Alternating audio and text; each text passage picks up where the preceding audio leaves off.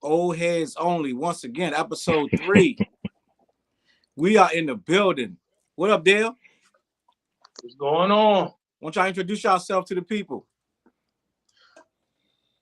Me first? Yes, sir. You first. All right, Dale, man, aka Four Eyes, the Ugly Professor, as you can see. Hey. Yeah. What's All up, right, Tony? man. You know what? I'm just Tony tonight. old head Agent Tony Tony tonight. Green. Yeah, I'm Charles Brown. Listen, y'all know what it is. Old heads only. Can y'all hear me? I got you clear on my end. What about Everything's everybody good? else? You know how it is. Old heads got to check mics. Check. 1 2 1 2. Listen, people, if you tuning in, you here for a very special treat. Tonight, we got a crazy show for y'all. I don't even know how this topic gonna play out because it's so major. It's so major that it's such a subjective topic, bro. Mm-hmm. Classics. Classic. I want to talk about classics. I don't know if y'all. So basically, people out there that's listening. This show is called Old Heads Only because we are of a certain age, and we look at things a certain way. And the way that I'm gonna speak for the other two in the building,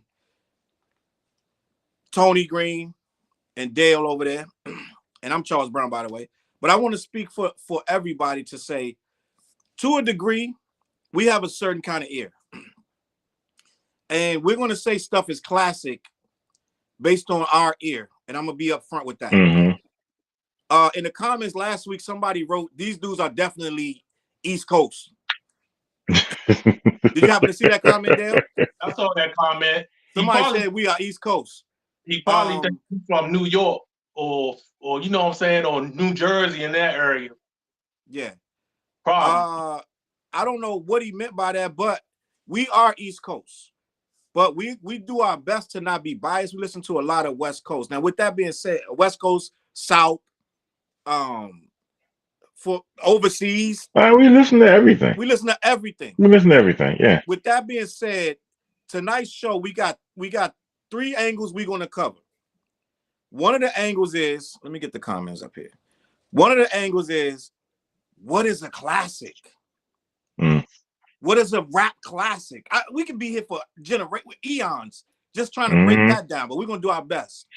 Then we're going to say, how soon can you say something is a classic? And I know that's a touchy spot with Dale. He got something he want to say about that. We disagree on when you can say something is a classic. And the last thing I want to see if we can get to in the time frame, I know there are 50 classics. My counterparts on the camera do not agree. No, they do not believe that there are 50 classics. I think it'd probably be about 50. We was talking about 100 on the phone. I think we can get 100. I don't know about that. It's been 50 years of hip hop. You know what? It gets real subjective though. When you're going up to 100, it get real subjective. You got some stuff that's just bona fide across the mass that everybody like, yeah, that's a classic. But when you're talking about 100 albums, you really get into niche and predilections and such like that. You know what I mean? Well, that's what I think that's hard. Yeah. The subjectiveness of it. Mm-hmm. So yeah, I think people throw that word around too much nowadays. The classic word? Like saying everything's a classic. It's like it's diluting the meaning of it. It's like they're giving everything a classic, and I mean, it's going to be diluted if there's so much content out. We don't have gatekeepers no more. Yeah, that's true. That's true. But I hate that word gatekeepers because somebody said it last week. The gatekeepers, you need them sometimes, but sometimes they get in the way. That's the perfect way to describe it. And a lot of times, if we was able to gatekeep hip hop, it'd probably be dead by now. Because when we was gatekeeping it like in the 90s, we was only letting a certain amount of thing in that we thought was dope. Yeah, but right before that, it was so many different things coming at one time that it was still a label thing set up, but they was like, we don't know exactly what the market. So you could have Def Jeff, NWA, Fresh Prince, World Class Wrecking Crew, like everything was happening. It was so many different things. You had Schoolie D at the same time. You know what I'm saying? That they was doing brand new funk or something like that. So it was so much happening. It was still gatekeepers in a way, but I think now we got a glut of stuff that's kind of fashioned to be sold instead of we don't know if this is going to hit or not, but let's throw it out there because we think these kids cool. So Facts. it's weird now. It's really weird for an old head. But you know what? The first thing we can't do, even old head or not, we can't look at stuff through our eyes and say, "Oh, that's weird," or "That's not how it's supposed to be." Even though we do, right? There's a Yeah, whole lane out there that we're not going to rock with, but that don't mean it don't belong. You know what I'm saying? I mean, I would yeah, want to make the case that we need different. It needs to be called something different at this point. You know what I'm saying? yeah. But at the same time, we got to kind of be still having that ear, and Right. we still got the ear for certain stuff, hmm right? I don't know. I feel like we do. No, I mean, I can speak for myself. I'll listen to it. I'll give it a try. You know If what I'm saying? And if I somebody's don't box suggesting, myself in. Yeah. I'll listen to it. I'm not one of these people that say I ain't gonna listen to it. Like when DJ Chop the Butcher suggested listening to the new Kid Cudi joint. I particularly don't like Kid Cudi, but he said, "Hey, listen to it." Now listen to it. So What you think about yeah, it's okay. It's just okay. it? And they have it. Yeah. But you know what I'm saying? But But we I have listen a to it. And it's it, like it's a it's whole bunch of tracks on it. It's a long album. And I listened to right. it from beginning to end. I gave it a shot. Yeah. It was just mid to me. Ain't nothing wrong with that. But Yeah. I feel like some people say it's a classic. And that's the word we need to define right now. I want to put an end to just saying anything's a classic. Because right now, like Tony said, we probably won't get to 50 or 100 so-called classics, bona hmm fide classics. Let's start there. Let's start there. And I know we can't not define it. You cannot Right. define it, but we're going to try. Why would we say something is a classic? Old head. Like, we're not going to make excuses for young people. Right now, as an old head, your ear, what makes a classic when you first start hearing it? The Let me first thing jump. you do, The for me is continuity. If the album from beginning to end, I can stay where that artist want me to stay at. right? And I know every once in a while I might skip one or two drinks, but for the most part, if I revisit it, or when I first hear it, I hear the artistry in it. Like it's been albums over the years that the first time I heard the album, I said, "Oh, to me, this is definite, clear artistic expression. This is going to stick. This is what works for me." For me, that's a classic. But then you got two different kind of classics. Like you can't say To Pimp a Butterfly is the same as Paid in Full. You know Right? what I'm saying? Eras, Because Paid in Full is a classic in the sense you might not rock the whole joint all the way through, but what it gave to the art form and what it gave to us back then was monumental, and it completely changed things. And so you can end up having these things that we have now that we can say, oh, okay, because of my ear and because of hearing these things before, I know this is the real deal. You know what I'm saying? So that's my first thing is how I feel when I first listen to it. right? And it's about how I connect to it and if I can rock it all the way through. And if it sticks with me, because you can forget a lot of albums. That's Right. true. Yeah, you can forget a lot. So That's you're talking good. about continuity, and you're talking about longevity, Yeah. When you hear it, it's something that you know you can play it 20 years from now and it's still, it still bumps to you. Like I could play something from 20, 30 years ago and it still bumps to you. You know what I mean? And right now, because for old heads, a lot of the stuff that we was really rocking, we was rocking 30 years ago. We getting 30-year anniversaries of albums and stuff now. And you just like, oh, I can go back and listen to them like, that's kind of, I don't know. You know what I mean? right? But Well, yeah. I'm gonna be honest. I don't. So with that word that Dale was saying, we throw the word around too easily. I hmm personally, I have not, and I'm trying to think of an album that I said was a classic that I haven't listened to 5 years later, 10 years later, and still felt that way. So Mm-hmm. I don't know about other people, but I can hear a classic after 1 or 2 spins of it. Just be Yeah. honest with you. I feel like for the if it's record, not, if when I somebody, said that, I was talking about what I see online. I'm not talking about you in particular. I'm talking about in general. That's what I see online. right, but that's the same thing. That's what they doing. They doing the same thing. Now, Mm-hmm.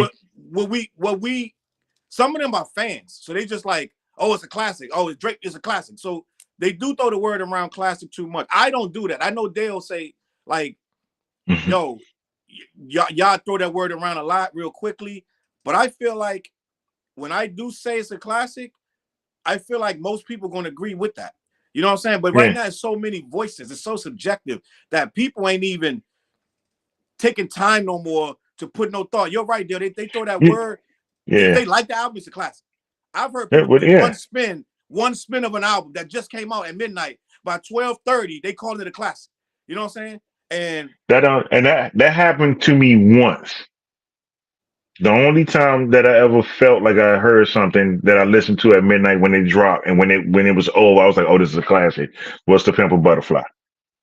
That was it. That was that the was a only classic. time that was the only time that happened to me. Because when it ended, I was like, "Yo, this is the hip hop songs in the key of life." I was Mm-hmm. like, this is that Stevie Wonder songs in the key of life in hip hop form. The jazz mix, the content, the things that was happening, how everything was coming together. I was like, okay, that's a classic. And that's the only time I ever felt like it after the first time hearing it once. I agree with you on that. It didn't take me long to in my mind to say, hey, that's a classic. It didn't take me long. Yeah. But that's what I'm saying. So we can enter that chamber. What made it a classic? What made it a classic to you? I can start and tell you what I felt. You know what I'm saying? Okay. But what made it a classic? For me, it was the artistry and the musicality. It was the perfect. It's the perfect mixture of everything. You had your boom bap, you had your West Coast, you had the George Clinton, Snoop, all these folks coming in. But then it was the subject matter, the rhymes, the lyrics, how pertinent the what he was saying was. You know what I mean? Like it was everything that if I started listening at 12:01 a.m., I ain't stop and do nothing else until it ended, and I enjoyed it all the way through. And it was like I'm hearing somebody who put real artistic vision into their album.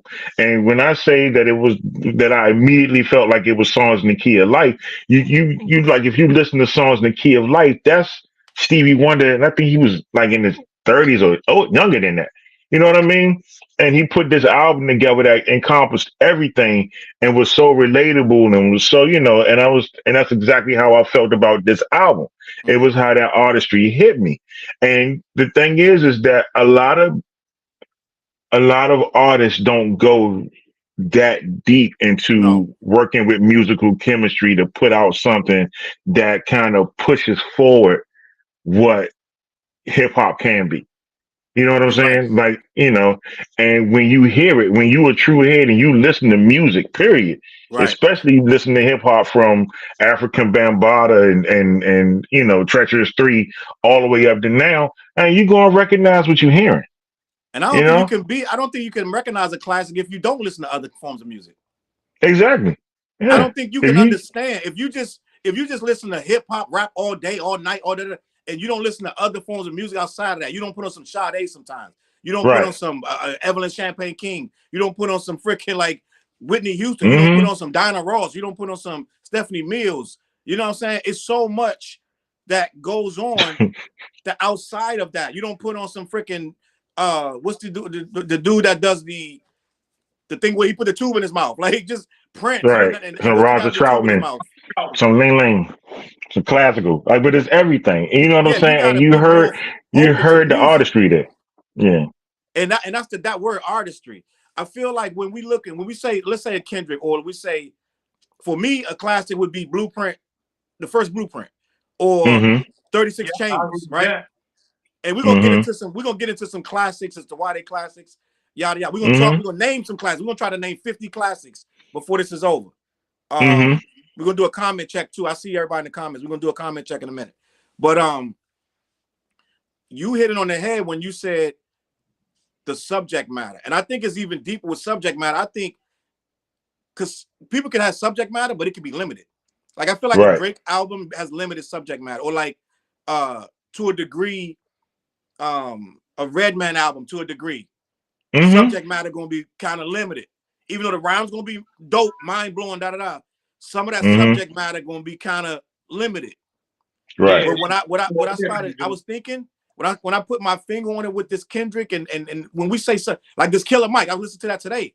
I went back and listened to it today, the Michael joint, and I realized when you say somebody made a classic, it's usually a person speaking outside of themselves. They talking about the whole thing, all of us. They including like the junkie on the corner. They including the grandma, the auntie, the uncle that's on drugs. They including the guy that's going to work every day. They talking about the police. They talking about the violence in the hood. They talking about themselves.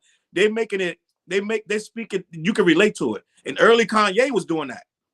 If you listen to early Kanye, the first 2 or 3 albums, Ye was talking about the second album a classic to me. The second album is a classic. Kanye got 3 classics to me. Yeah. You know what I'm saying? If not 5.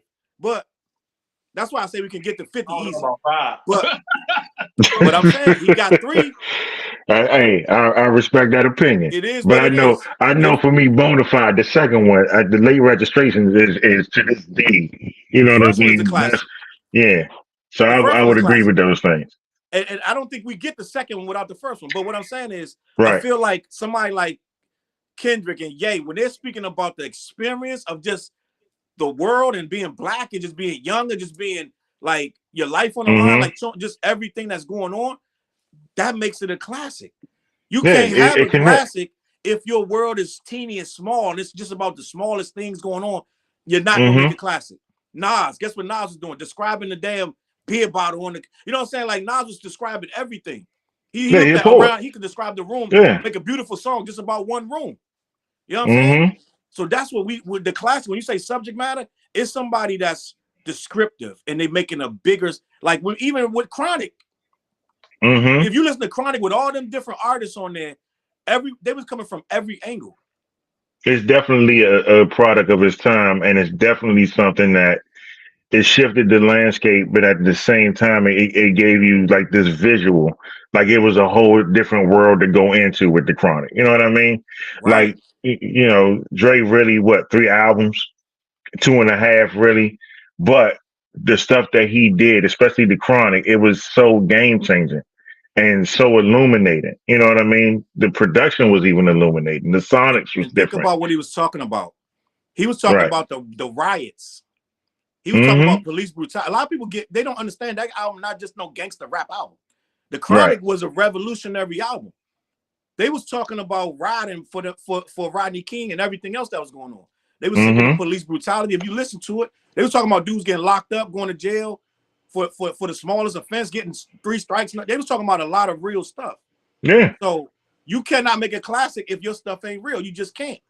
And I don't like you just can't be a battle rapper and you made a classic. We saw what happened to Cannabis, right? I mean, it ain't all his fault, but I haven't heard a battle rapper make a classic album.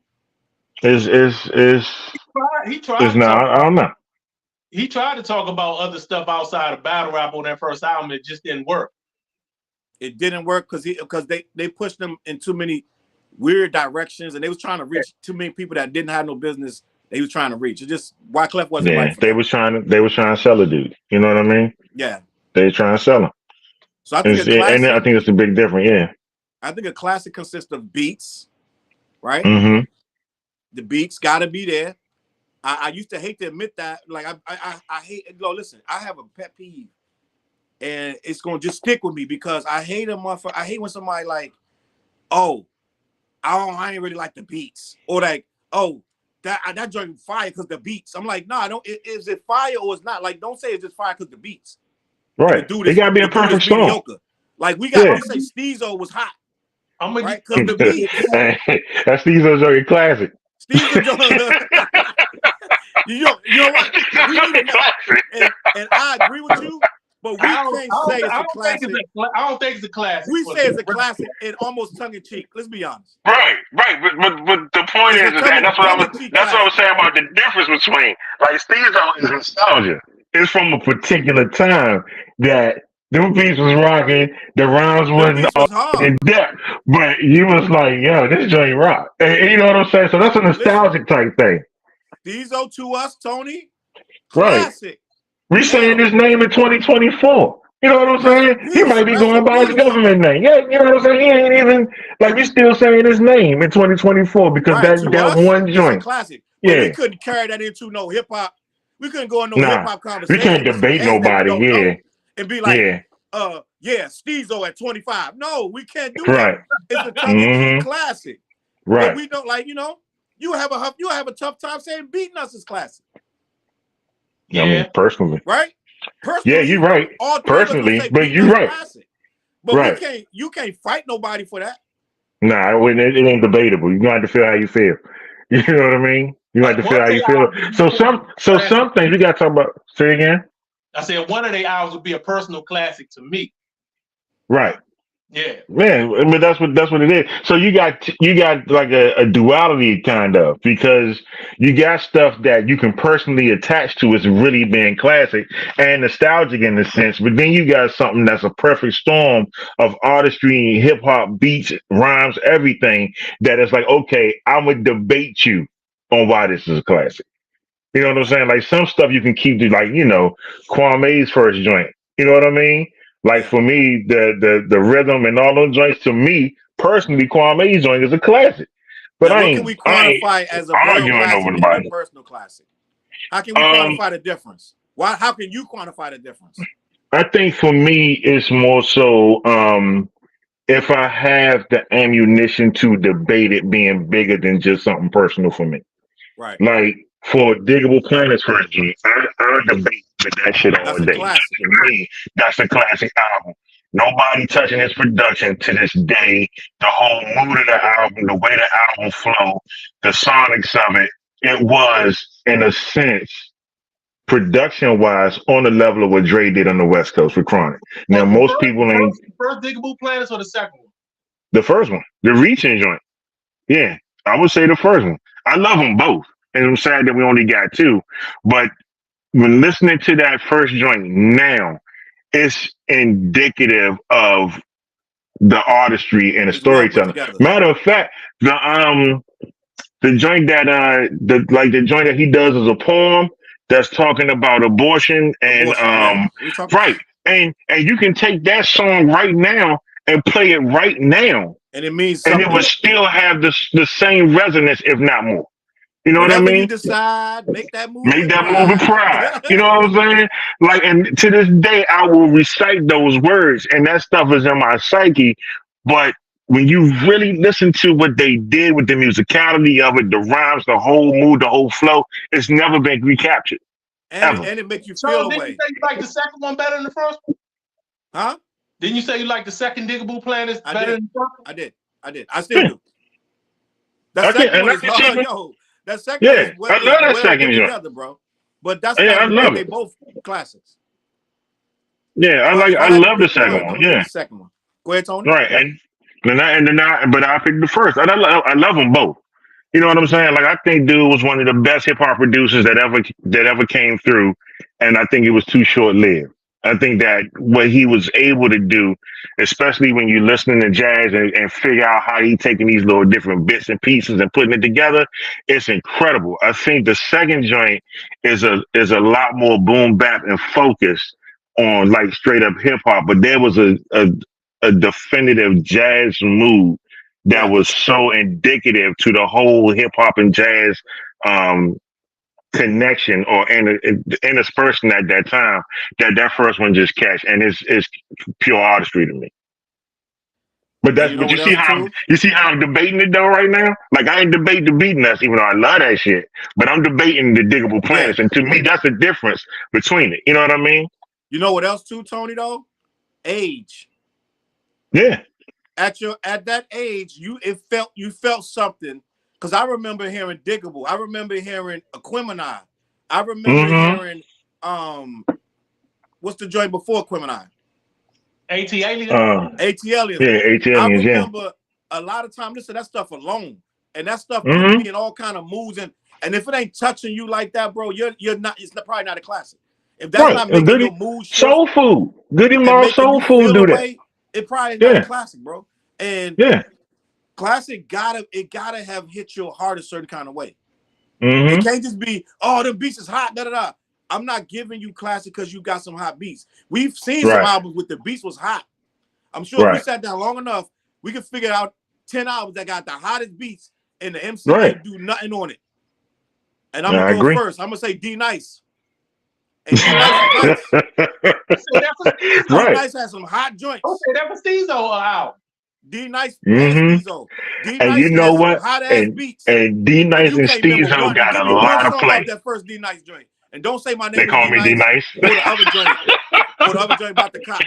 I can't. But you're right though. I can't. Crumbs on the You're table. right. Crumbs on the table. Yeah. Right. But you know what though? But the thing is, and we rocked them joints. Like back then, we was killing that D Nice joint. It was a part of the culture. We loved it, but it didn't carry on into the future with us. Like right now, I couldn't, unless we talk about those 3 joints that was the singles or something. I can't think of. I don't have one D Nice verse in my head. Me too. You know what I'm saying? Like I used to rock that joint. So for the time, it was good. I'm gonna get a tricky question. Does Biz Markie have a classic album?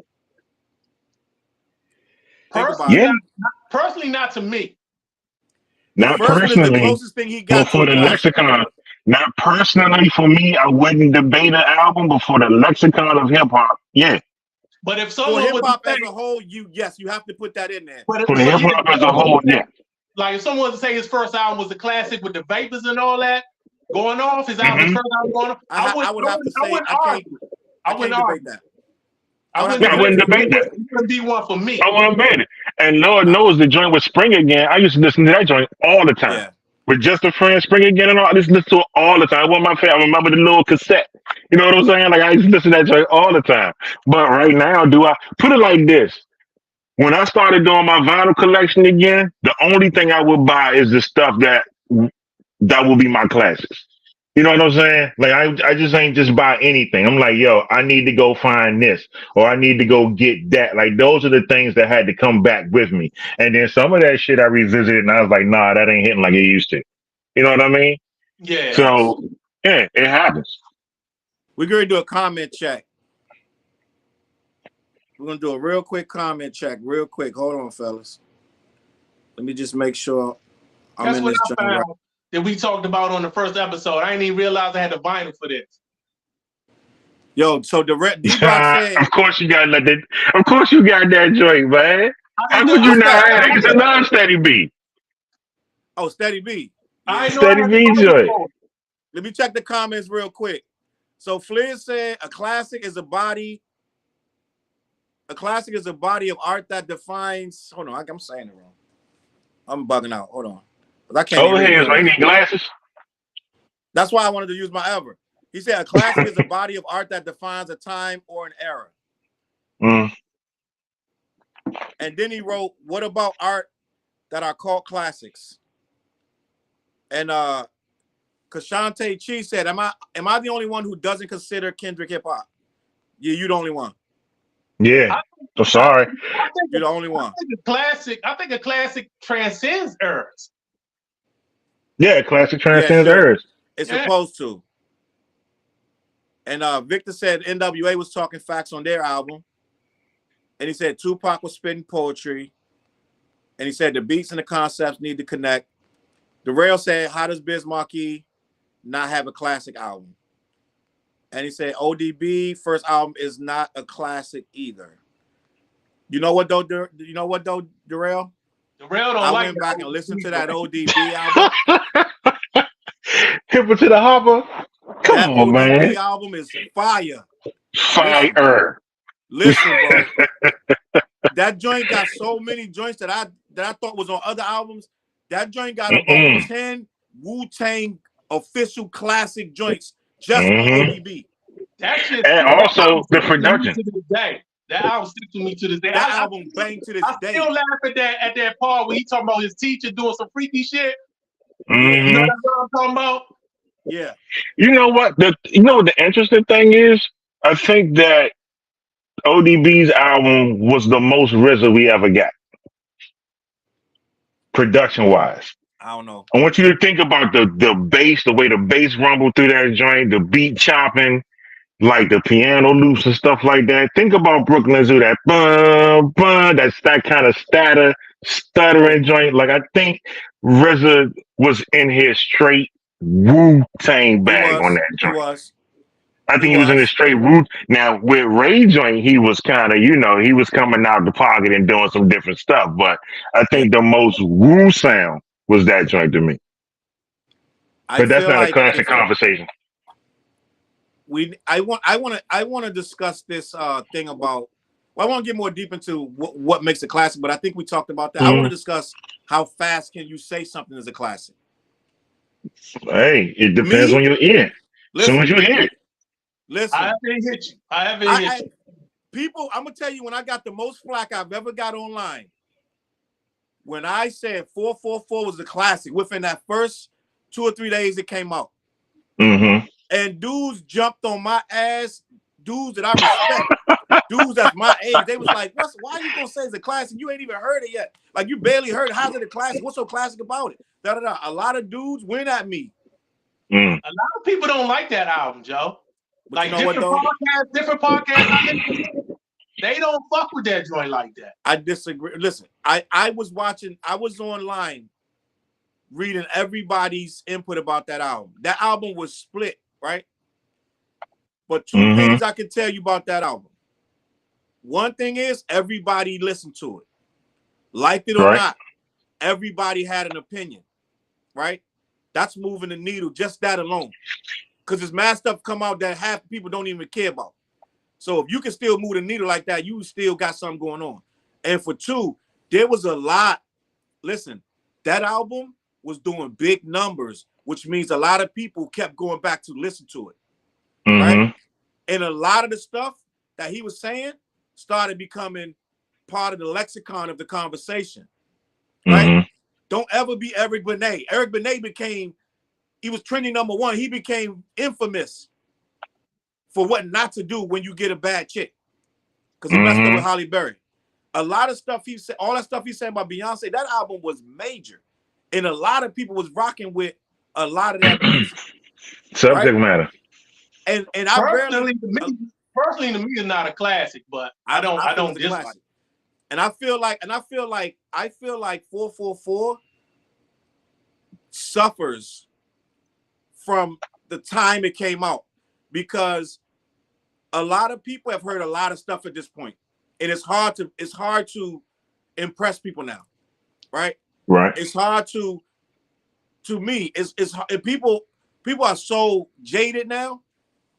When you throw the word classic around, like Dale, he's pushing back. Like, Dale, in the last 5 years? What's the classic in the last 5 years? Don't say Kendrick. I don't think that last Kendrick is a classic. The last what? I don't think that last Kendrick is a classic. So I want to say Mr. Going to be Dale is mad. Hard to say anything is a classic. So give me 5 in the last 5 years. Has there been a classic? When did Royce's Layers come out? Been a few borderline classics. You see what I'm saying? So like to Dale. Oh no, when did Royce's Layers come out? When did what? Layers from Royce. Was that within 5 years? That's more than 5 years. That was 2016. That was 2016. I think Book of Rhyme is a borderline classic. I don't know if I would say it's a classic. So there's been no classics then. I don't know. I'll have to think. Not to me. Dale, come on, Dale. You should know what a classic. You should know the. And you know what? And I'm gonna say this: the Tyler. Freddie joint might be a classic. I like Fredo a lot. See, that's what I'm saying. Like Dale is very hard on albums. He likes a lot of stuff, but he's not going to give you that word. Hold on. He's not going to give you that word classic very easily, if at all. Like I like all the Nas joints, all the Magic. You know what? I agree with Dale. It's a lot of borderline stuff. Like I love that last Tyler the Creator joint, but it just getting pushed at. It was almost there. What I'm saying is, like King Disease 3, borderline classic. It's real good, but I can't get it there yet. So like Dale, This a It's real beautiful good. conversation. I can't quite get it there. This is a beautiful conversation. What the conversation is proving is that no matter what niggas do, no matter what they make, most niggas, old head dudes, is not going to say it's a classic. I don't know what niggas looking for if there's been no classics in 5 years. That means, hey, hold up now. If something is borderline classic, if someone was to say, "Hey man, that Nas King's Disease 3 is a classic," I was like, "Okay, I'm not going to debate him because it's but Dale, I'm talking about. I can name because I can name you 5 classics in 5 years, but that's me. So what I'm saying is, you and a lot of older guys not giving nothing room to be classics. Y'all like it ain't nothing. It's okay. It's all right. But y'all like got a shell up. Y'all not using that word on nothing. If the shit ain't from the 90s or 2000s early. No, I got levels. I got solid, very solid, good, very good, great. Great is a classic. Very good is borderline classic. I think it's been a lot of very good albums in the last 5 years. So I'm not just saying something okay. Is Killer Mike a classic? Is what? The Killer Mike. Borderline. Borderline. I rest my case, dog. I rest my case. What's wrong with saying something borderline? But my case is this. My case has been proven. If you're not going to say nothing is classic, then we don't even have a conversation. Like, you know what I'm saying? Like, I refuse to believe that no one has made a classic album in 5 years of hip hop. But I'm not saying they haven't made a classic. I say it's borderline. That means open. It's open to interpretation. It's open to be a classic. That's not what classic means. That's not what classic means. Classic means, I see it from both of y'all perspectives. Classic means it's a classic. You want me just yelling from the rafters? It's a classic. I think okay. No, but what I'm saying is, Dale, it's like a wall, bro. You're not after a certain point, it comes into age. Stuff you heard that made you feel a way at 28. Nothing's gonna make you feel that way right now, because you're not 28. So this is what I'm talking about. When a lot of older dudes, when they got in my ass about classics, when I say 444 was a classic, right? They want to feel, when I say, well, then tell me a classic. These niggas went back 16, 17. They had to go back 19 years. And I'm like, dog, you're talking about stuff when you was young that made you feel a way when you was young.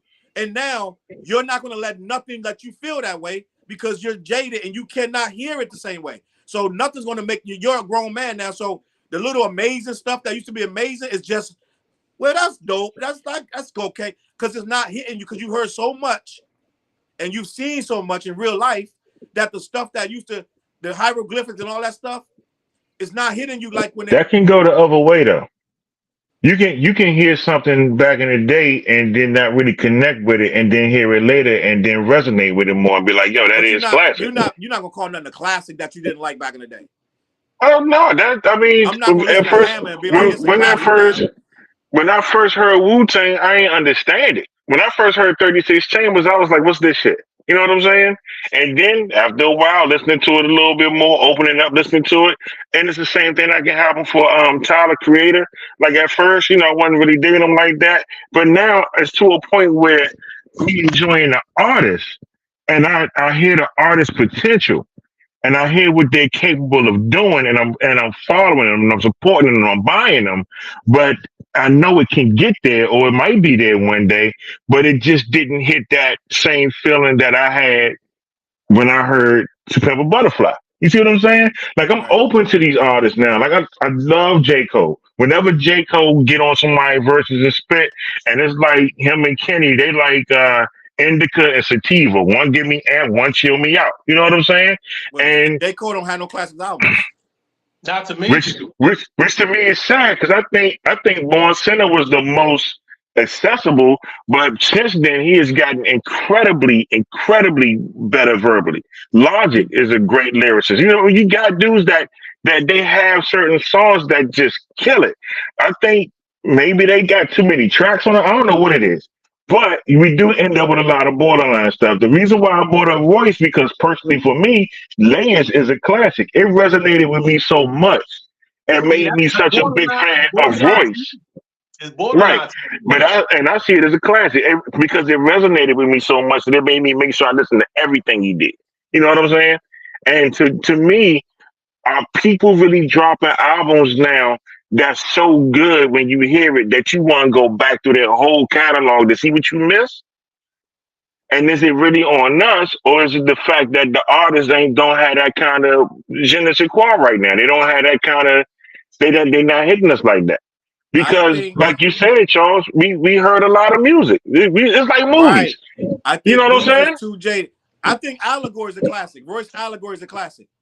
Okay. Classic. Yeah, and I'll debate anybody. Like, and I'll even go a step further. I'll go a step further. Somebody that heard Allegory is saying it's not a classic is low-key suspect to me. Because I don't know how much more you need to hear. Like, right. Let's be honest. What else you need to hear? This nigga spitting. Right. He got the black experience. He got a whole he goes through every chamber, everything. He got skits. He got words. He got everything in there. It's on point. It ain't no whole lot of skipping. And I'm like, what else? If that's not a classic, then it's hard to take a nigga serious that's saying Allegory in the classic, Blueprint 3 in the classic. Like all this stuff is. It's like this shit is God level shit, right? Freddie, the last Freddie, to me, classic. I wouldn't argue. The Freddie Gibbs, the Soul Separately, classic. I love that album. I like that album. But I'm thinking dudes now, I think dudes think they disrespecting the old stuff by putting something new in that lane, so they don't put nothing in there. You see what I'm saying? So they stopping it like around 03, 02, you know what I'm saying? Or 99, they stopping it. Because if I add something now, that's why like a nigga won't put somebody in their top 5 right now. The dude's top 10 is locked for life. It's locked for life.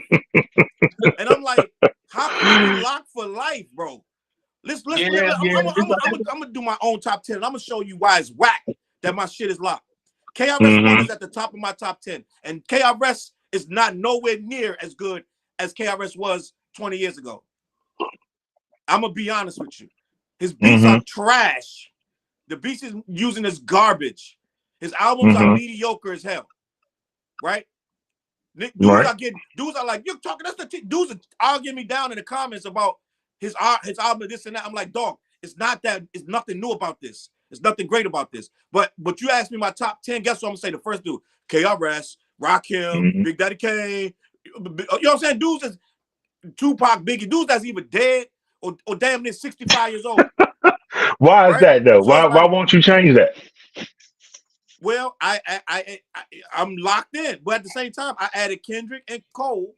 See, I'm not locked in because Biggie and Tupac are not in my top 10. So who's in your top 10? I got Nas, I got Jay-Z, I got Common, I got Ice Cube, I got Raekwon, Ghostface, Kendrick, I got Kendrick in my top 10. They all old niggas. Yeah, but they got a body of work. Huh? And Kendrick moved, and they got a body of work, and Kendrick moved himself into my top 10. Right. Because his body of work. Which means he open to it. And you know what? That's a really interesting way of looking at it too. When you older, at this point, you can't deny Kendrick. Let's be honest. No, I don't think anybody who really loves lyricism and music can. I can't put Biggie over Kendrick when Kendrick got like a longer discography and he got like 3 classics to me. I can't do it. I got Biggie over Kendrick. I don't. But it's interchangeable. You asked me on the right Biggie not even in mine. Sorry, Chop. He's not in mine either. Not in my top 10. You just don't have enough body of work. Not his phone. Now we're talking about. But see, right now we're talking about artists. We're not talking about classic albums. Because I got artists. I love Pharoah Monk, but he ain't got no classic album. No, I don't. Though the albums come with the artist. Like Snoop got a classic. Doggy Style is a classic. Yeah. Doggy Style was a long time ago. What's your criteria? Some people might just go off skills. Like if you're going just off lyrical skills, somebody like Pharoah Monch gonna be in your top 10. Right. Some people throw a person like Pharoah Monch, Big Pun in there. You know what I'm saying? They throw it just because they like their skills. Right. But I'm thinking of But we've already proven skills don't make a good album. That's true, and that's why they don't have a classic. That's why I would love Pharoah Monch in my top 10, but he don't have a classic album. Fonte, one of my favorite MCs, one of my favorite albums is Minstrel Show. I think it's a classic. You see what I'm saying? So it's interchangeable. Well, that's a as a collective, groupie, though. that's classic to me. Yeah. Minstrel Show is a classic to me, you know. But then it also breaks down to that criteria. Like it's almost like we've been around long enough to get the Slick Rick Greatest Adventures of. We've been around long enough to hear My Philosophy, the BDP by Any Means Necessary album. We've been around long enough for the first NWA joint to drop or the Niggas for Life joint. You know what I'm saying? So we cemented in having that history with the music. Now, if you 18 years old right now, you ain't even heard that shit. You don't know nothing about it. And you might not even connect with it because the world is different. And don't so care. To you, don't want to. So right. So to you, that joint that you heard at prom when the chick finally put her tongue in your ear was that Drake joint. That's your classic. That's what you want to listen to 20 years from now and swear by, because this awesome shit happened from that. Or you might revisit it and be like, I ain't really like that shit. You know what I'm saying? So it's harder for us because and I get what you're saying, but it is harder for us because can you imagine growing up listening to Motown and then niggas start using synthesizers? You know what I'm saying? Like you gotta kind of shift it around. Like I don't like this new shit, But then you got another generation like, okay, I like Motown and I like the Gap Band, And they keep moving and keep moving and keep moving. I think that's the biggest thing with us. But I also think that the question is, while we're talking about classics and we've got so much experience with listening to music, we really have an artist right now, especially in hip hop, that's really going in there and putting it all into creating that music to make that classic. Do we really have that kind of artistry present right now? Because Wolf now BK, hold up, Tony. Wolf of BK said Nick Grant, Sunday Dinner is a classic. Not to me. I like Nick Grant. Yeah, I like Nick Grant, but like I said, but and I'll listen to it again. We've already established y'all niggas ain't giving nothing a classic. We've already established that. I would give it a classic if I heard it and it hit me like that. But that don't mean I won't listen to it again to see what Wilf was talking about. You see what I'm saying? Like everybody says it's a classic and it's debatable. Do the word classic even matter? Because it sounds like y'all just, if it's good, it's good, and y'all rock with it. It's too subjective. You know what I'm saying? It's too subjective for real. Like the whole idea about classic is really personal. You know what I mean? Like you get to a point. The Source back in the day with that 5 mic shit, that got all in our head about the classic shit. Right. Because before the Source, we didn't even think about that. If it was good to us, we listened to it. We didn't think about it was a classic. And they started doing that 5 mic shit. That's when that shit just started. And I don't think classic has one definition. 3 Feet High Rising is a classic because of the time it came out. You know what I'm saying? It's a classic in that sense. Just like It's a Wonderful Life is a classic. That don't mean that shit banging on all, you know what I'm saying, for all time, for everybody. It's older, it resonates, it was a part of a time, it was indicative of something, and then time moved on. For me, De La Soul's Balloon Mind State is my favorite album of theirs. And I didn't realize that until recently, because it was the last time they were actually the De La they started off as before changing it up for Stakes is High. So that was the pinnacle of being De La. So when they broke off and did the jazz joint. I feel you, Tony, but my thing is Stakes is High. Yeah, but you know what? It's two different De La's to me. Stakes is High is awesome, but it's two different De La's. Yeah, it's two different De La's to me. Because when Stakes is High came, that was a different era for them.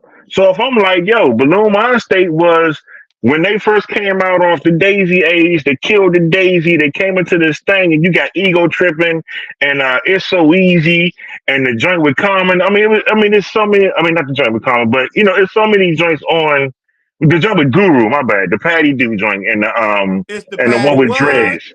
Right. Yeah. So to me that was like.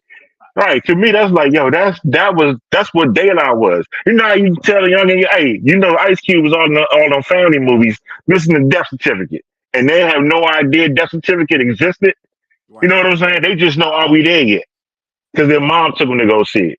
So it's like it's a whole different trajectory to be. But that's a personal thing that makes it my favorite thing. But I still understand that 3 Feet High is a classic. But then you got the Grind Date, which is an awesome album. You know what I mean? Very So awesome. well, it's very subjective. It's subjective to a degree, but I also think, like I was saying earlier, I think some of us are closed off to even listening to stuff with them ears anymore. I think the word classic left, like Dale's vocabulary, the word classic is gone. It's nothing the artist can, it's nothing they can do. There's no music they can make. There's no rhyme they can write. Dale ain't giving you, he's not stamping nothing a classic. You feel that way, Absolutely Dale? nothing. No, I don't. He putting words. That's a fact. You feel that way, Dale?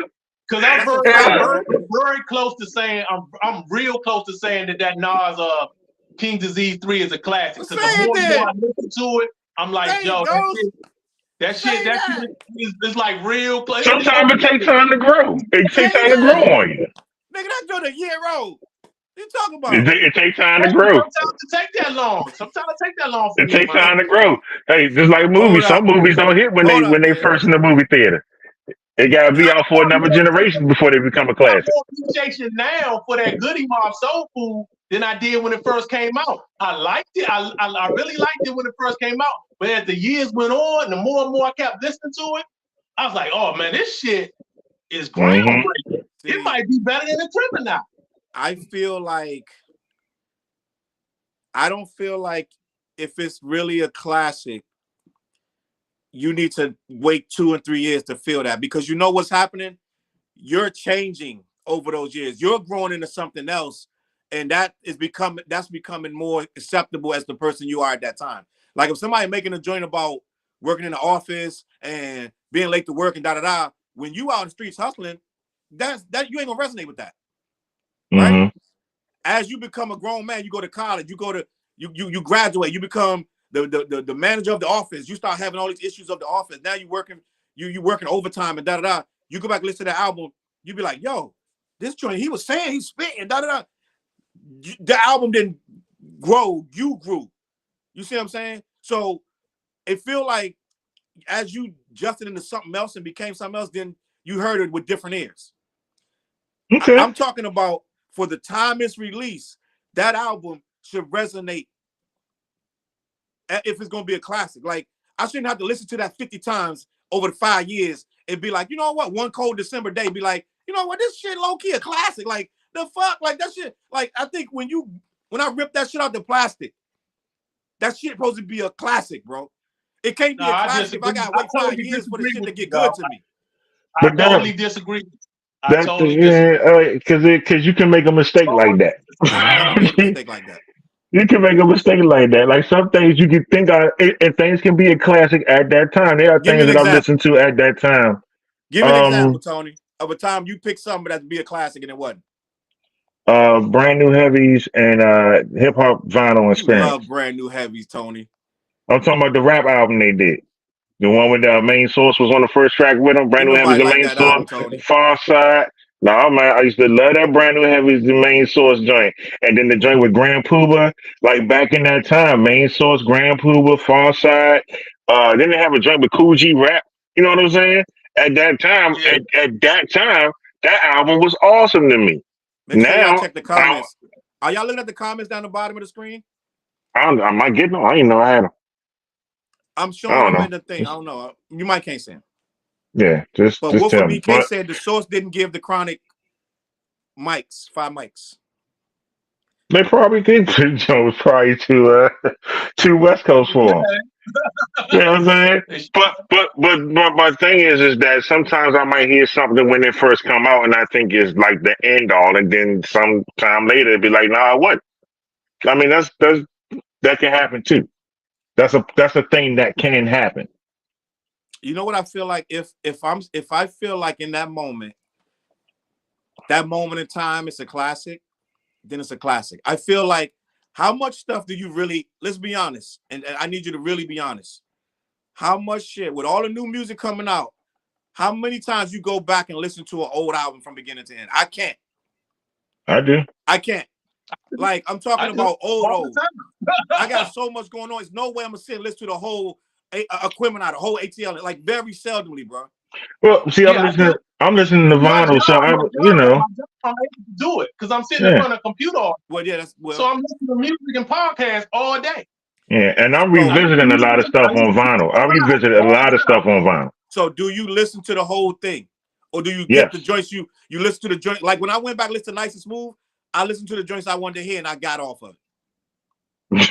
Nah, you see, that's the thing. Though. For me, I listen to the whole thing because the way I'm listening to it now. You know what I mean? Like if I get the vinyl because I haven't heard it or think it was one thing, whatever, I'm listening to everything all the way through. And then I'm like, oh, that shit got white right there. Like I was listening to I just got KRS what's the joint with Black Cop on it? And Return to the Boom Back. Return to the Boom Back. No, Return to the Boom Back. Return to the Boom Back. Return to the Boom Back. Return to the Boom Back. And I'm listening to this joint, and I'm like, man, I remember this. You know, Out of Here was like one of my favorite joints. You know what I'm saying? Do you ever think about when you're Out of Here? Like that was my joint, right? But then the joint, I'm a blunt being smoked and I can't wake up. Come on. I'm a blunt being smoked and I can't wake up. Whoa, that joint did not age well to me. You know what I'm saying? Like for me, it was like, damn, I don't like that shit. I was like, I don't know about that joint. That's true. You're right. And a lot of that stuff is like, you know what else didn't age well? A lot of LL Cool J stuff does not age well. But you know what else too? But a good greatest hits of LL is banging. Was considered classic. Because Mama Said Knock You Out was a classic. That BDP album ain't no classic. It's a good album. What's that? That BDP album that he's talking about. You're saying Return to the Boom Back, not a classic. It's not a classic. Now name an album but this is really about revisiting and listening to everything. You know what I'm saying? But if it's not a classic, then it ain't gonna be a classic now. Like if I go back, 9 times out of 10, if I go back and listen to an album that I felt was a classic, when I listen to it now, it sounds even better. I missed some stuff. I didn't even know. I'm like, I went back and listened to like a couple when Daylight dropped. Some of that stuff was even better than I remember. Right? Exactly. And you gonna hear that, yeah. You know what? Showbiz and AG's Runaway Slave is an album like that to me. I gotta be honest, Tony. I listened to 3 Feet High and Rising. And some of that stuff I had to skip. I was like, some of this stuff is childish, dog. I'm like, this is when you was some of these skits, they was childish. I was like, this is like 18 years old when they made this album. And I was like, at the time, I used to listen and giggle at that. I'm like, right now, I don't want to. Some of the style, like, I don't. A lot of it was good, but then I was like, dog, some of this, I already know this song really well. I heard this song 55 times. I can skip this and be okay. So I skipped. So does that make it not a classic now? Huh? Does that make it not a classic now? You know what? I don't know if I ever said it was a classic. I might have said it, but I don't. You said it on this Rewind the podcast. Huh? You said it on here. You said 3 Feet High and Rise was a classic. I did say it was a classic, and it's still no. I'm not. No, hold on. Let me clarify. It's still a classic. Okay. But that don't mean you can't skip shit on the classic. That's true. I get that. Right. Every album that I have that I said is a classic. That's shit. I skip stuff on 444. I skip stuff on Aquemini. I skip stuff on Pimp a Butterfly. So it's stuff you can skip. Right. So it's not. It don't mean that you don't skip. No, I skip stuff on Illmatic. It's stuff Illmatic that I don't want to hear. Right? It's a very short album. It's like 2 joints. I'm skipping. I'm sorry. I don't know what to tell you. And it's a classic, so it don't mean that you don't skip nothing. It's certain albums with no skips, right? Aquemini's an album with no skips, but I still skip. Because sometimes I ain't in the mood for certain songs. Just like Slick Rick, The Great Adventures of Slick Rick. Classic. But when I listened to it the last time, me and wifey, I skipped 2 or 3 joints. What you skip? It don't mean it's not a classic. You ain't skip Teenage Love, did you? No. Okay. No, I ain't skipped that. I would skip that. So I'm not gonna say no, let me reiterate. Let me say this. 3 Feet High is still a classic. But I did skip some of the stuff because I was like, I don't need to hear. Like just some of the stuff was unnecessary. I agree with you because when I go back and listen to them, always start at their second album. Yeah. Mm. They was more That's what I thought. focused. They was more focused. Yeah. Mm. Well, I mean, the whole thing about classes, man, we showing how subjective it is. And I think that right now we got really good. I love Tyler, the creator. You know what I'm saying? I love J. Cole. I like Nick Grant. I like Mick Jenkins. You know what I'm saying? KID. Rhapsody right You now, know one of my KID. favorite. Yo, Drew. Drew is my dude. Like every time Yeah, Drew that's my drops guy. something, I get happy about that dude. You know what Hi I'm saying? Drew. Yeah. So I love these artists right now, and they got even what's Kids in the Hall, like they got songs that I just love. But when it comes to a whole complete body of work, it just ain't hit me yet. But these artists that I'm naming are capable of making that thing for me. You know what I mean? And that's why I keep checking for them and keep listening to them. And as an old head who got 40, 50 years of hip hop that I can listen to say that I'm still making sure I'm checking for these newer dudes, man, I think that's more important than being concerned if they making classics in that right now. Because they still got the ears listening to them. Like I Yo, we want should to probably hear them bet that beat word that. classic. We can kill it right now. We can bury that joint just like they buried nigga. We can just take it outside and And they bury ain't buried that neither. it. Let's I go ahead and can't bury never that joint. I can't never stop saying classic because it's a mood, bro. Yeah, I It's a agree. mood. But it makes people get so mad. Yeah, but I mean, ain't that what it is right now? What you like, this or this? What's better, this or that? You know what I'm saying? It's about fervor and emotion and stuff like that. But I think that, like Dale said, a lot of stuff for us might be borderline, but we got a whole rack of things that we've heard and listened to. You can't, you can't get us as easily anymore. You got to kind of earn it more. You know, Which is something like that I feel like we should be working on. Well, I don't gotta work on that because I'm calling classic when it's a classic. But right. I feel the I same feel way. like a lot of my peers, Dale, you, a lot of people that I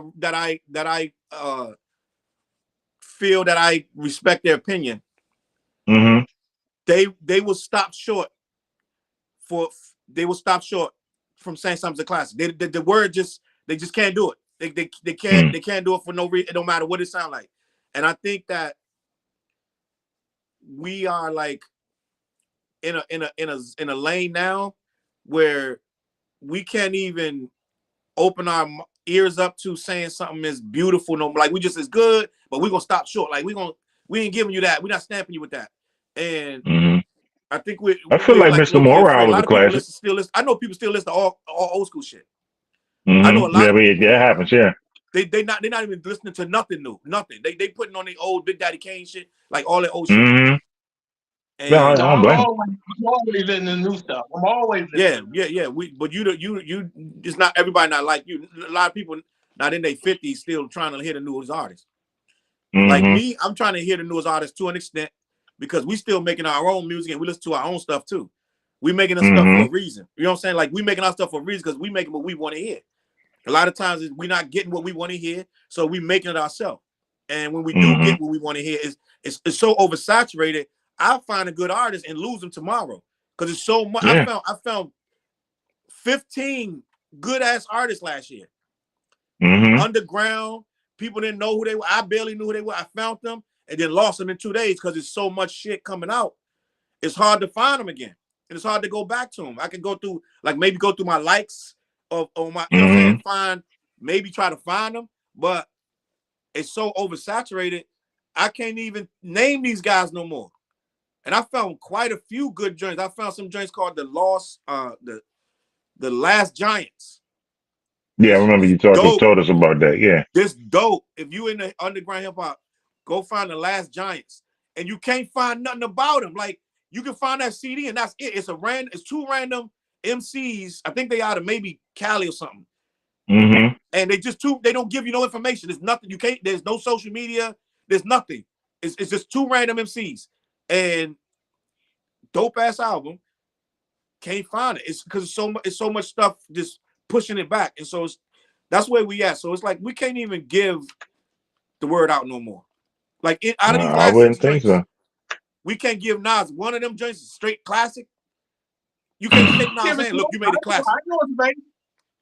Hmm? I ain't gonna debate. Give it to him. Marcus in the building. And I'm gonna give you another class that I think is a classic. I feel that Last Tribe was a classic. The one with I know Tony don't feel that way. thank you for your service. You don't like that? Thank you Tony for your don't feel service, that way. Tony? Nah, We need hold on. I need to hear nah. this. Why you don't like thank you for your service, Tony?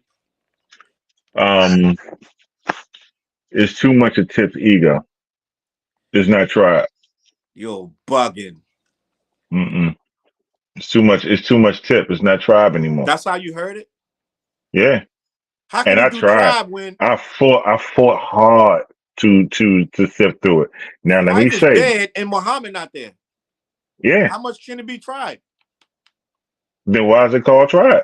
Because it was a beautiful homage to the It should last be Tribe. it should be called the next Q-Tip joint when he was making one good joint and three whack joints. You know what I'm saying? Like it was Tip. It was too much of Tip's ego. If it's a homage to Tribe, Yeah. and it did do its damnedest to have the Tribe sound, but it meandered. It wasn't as tight. It didn't give me.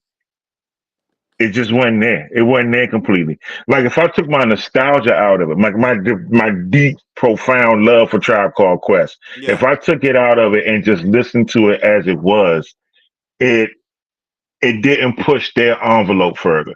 I was going to be there regardless. You know what I'm saying? It's like if they make another Indiana Jones, you go in there regardless because it's Indiana Jones. You know what I'm Right. saying? But are they really? They know you're going to come anyway, so they not going to go all out to make sure it's the best shit ever. And I think it was interesting that a lot of Tribe's issues was about the push and pull and the ego and how this stuff wasn't really coming together while they were all here on the planet together. But we get to the point where Tip really got it all to himself, and then you hear what Tip wanted to do all along. It don't sound like Tribe. I think that there are some things that I came back and revisited to. Like I enjoyed the album, but when I went back and got all them joints on vinyl, that's the only one I don't have. You know what I'm saying? And it's like I'll get it. You know what I mean? Like I don't need it. And that's I just want Dale's opinion on that. What you thought of that album, Dale? I like it. I don't think it's a classic, but I like it. I love that album. I love that album. I didn't think there was one missed song on there. I thought that shit was genius, bro. And Jerobi spitting. This dude was killing. I was like, yo, this dog, it really, Jerobi was killing. Mm-hmm. I was listening to his rhyme structures, his patterns. I'm like, this motherfucker is fire. I didn't know he Mm-hmm. could spit like that. I was like, how did this surprise. dude get this nice? I ain't never known him to be like this. Right. And then the Buster features, and they didn't have that much. You could tell they didn't have that much Fife. Mm-hmm. They didn't have that. They only had a couple, but they got him in there anyway. And I feel like instead of not ever hearing Fife voice again, this dude put it out magically, bro. I feel like he did what he could with that joint. I think that shit's magic. And I really think, I really truly think Tip carried the most of the production in the first place anyway. I don't think that we separate in two different, like, oh, if Fife was here, it would have been. No, I think Fife just came in and wrote his raps, bro. Be honest. I don't think he put that much input on that music. I think most of that was Tip in the first place. So I don't know if his ego, when you was doing it from the beginning, I mean, but you still have Ali Shaheed though. And Ali he been Shaheed, gone for like a he's minute, just though, gonna Tony. he gonna come in the room and just chill and be like, yeah, Tip, do whatever you want to do. It didn't have the thing that connected me to them. And I was diehard Tribe. You know what But I'm you know what, saying? Tony? Their last two joints wasn't good. This was better than the last two joints they did as a group. Love Movement wasn't good. I agree with you on that. So It's Right. how can we say? But they wasn't clicking. So if they wasn't clicking during the last two joints, and now most of them one gone, one dead, it was the difference. But it's Like better than really, that shit they that they wasn't delivered. clicking. If we So wasn't that talking for 10 means years, Tip just made a better album this time around. made a much Right? better album. That Right. shit That's was what, okay. So I can do that. Now if that was the new Tip joint, yeah. when But Beast Rhyme and Life came out, because I was still living in DC when Beast Rhyme and Life came out. That was like in the 90s. Am I bugging? Yeah, it was in the 90s. Yeah, it was in the 90s. Beast Yeah. Rhymes of Life, and after that you had the Love Movement, which was probably in old something.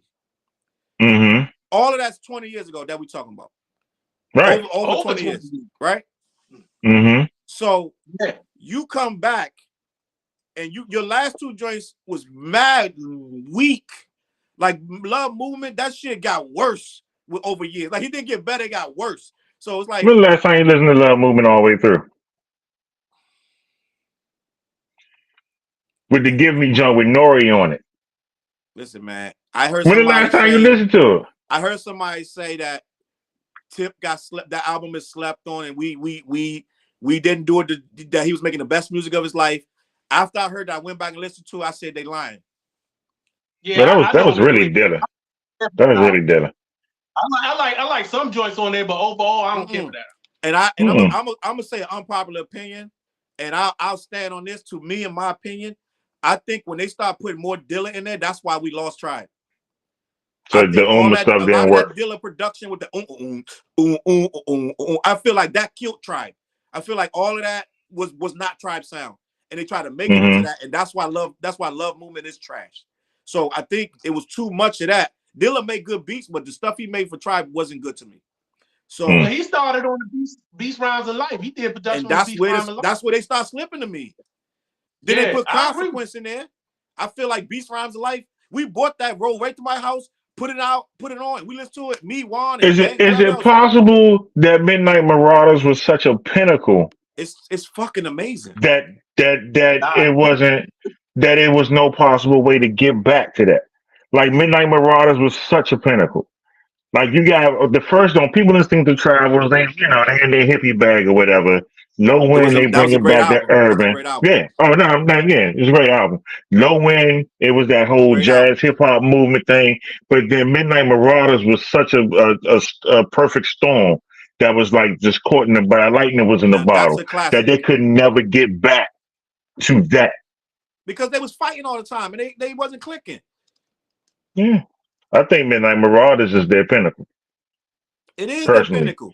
And everything after that is kind of like, all right. I love y'all dudes. Now let's imagine this. Midnight Marauders is their pinnacle.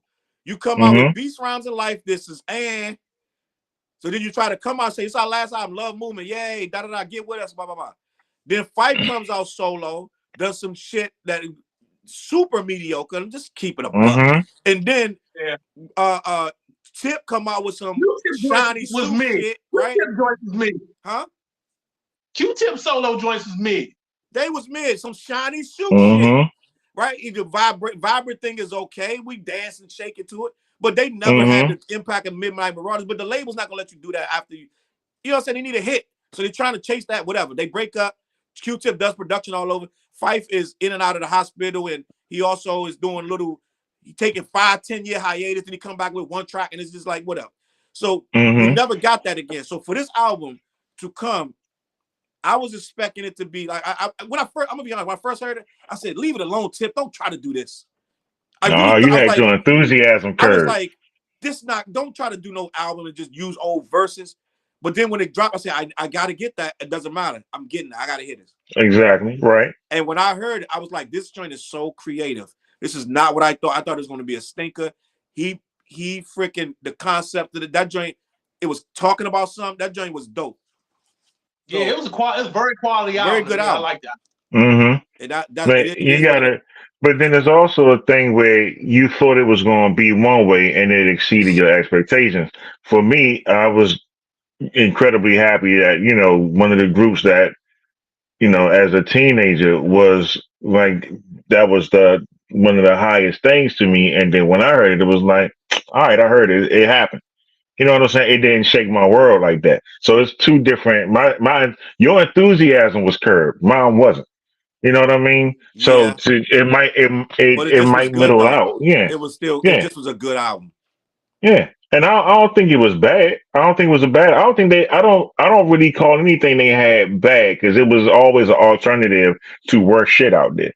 But it just didn't. It ain't stick with me. You know what I'm saying? And then also at that time, I was revisiting a lot of De La and listening to Paz, who was one of my favorite MCs, and really kind of getting into what was kind of happening in the lyricism of Dave and Parson and kind of pulling me away from Tribe being that pinnacle hip hop group to me. So Now, it was a lot of different things that was happening in that. No doubt. Now let's talk about De La. Let's talk about De La. De La took a long break hiatus too. Mm-hmm. Right? Years. Yeah. What was their last album before this one of the GoFundMe joint? The Grande. Who better? De La or Tribe? Say what, Dale? To me? Who do you feel is better? De La or Tribe? De La. De La for me. I'm not gonna say De La is better than Tribe. I'm not gonna do that. But they equal. They equal. That's like saying what's better, the sun or the moon? Like they equal. Get off. You need them both. both. De La better, man. De La better. It's perfect. It's okay. No, I'm a De La fan, bro. I'm just right there with you, but let's be honest. De La better, man. Let's be honest. I had to get to that point though. I didn't feel that at first. Wait, slow down. But De La better. Slow down, bro. Slow down. De La better, man. Tribe has Midnight. First of all, let's be honest. Tribe knows what singles to drop. De La does not. Okay, then make them better. It does make them better because that make them more marketable. What? That make them more marketable. They wasn't putting out trash. They was putting out. No, I'm talking about musical content, not marketability of the group. So, what De La album is better than Midnight Marauders? Let me know. Oh shit! Not one. No, wait a minute. The stakes is high. You just said you like Balloon Mind State better than that. And I do like Balloon Mind State better than that personally, but a better album, the stakes is high. It's not better than Midnight Marauders. No, first of all, I'm personally, they're probably 4 albums in all of hip hop that's better than Midnight Marauders or the same level, and it ain't nothing by De La. De La's 3 best albums are better than Tribe's 3 best albums. What's De La's 3 best albums? De La Soul is Dead, Balloon Mind State, and Stakes is High. I disagree, but we can agree disagree. I feel like the Midnight Marauders, the Low End Theory, and People's Instinctive Travels is the best 3-album run in history of hip hop. I feel like there's nobody that quality, that game changer. Because every time they came, it was never the same. It was different, but it was mind blowing. It was game changing. But it is what it is. We like arguing about apples and oranges. We like both. I like De La and I like Tribe. No, we all do. Yeah. No, we get what you're saying. So you saying that 3 album is better than Outkast 3 albums? First 3 albums?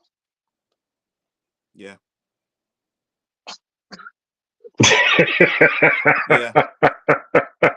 Yeah. Can I explain though? So you got Southern Playalistic Cadillac Music, you got ATL, and you got Aquemini, right? And I'm not. It's no takeaway. I play Southern Playalistic is the weakest link in those 3. Yes, Playalistic got skips and whatever on there, right? I think Southern Listic is better than Tribe's first album to me. It is what it is. At some point, like, it is what it is, bro. It is what it is, bro. I mean, it is what it is. It is what it is, bro. Like we argue. You know what's interesting now? Like, you know what I'm saying? It don't make it about shit we all like. So it's like we all like it. For me personally, man, I've grown to really be connected with De La's lyricism. So when it comes to the question of what's better for me personally, the lyricism of De La, the stuff that they were saying, the lyricism is incredibly. It was incredible. 2-on-1 when you can't, because Fife is Fife. Fife having fun. Fife gonna do what Fife. Fife was playing, and then he showed up at the studio, dropped his rhyme, and then left.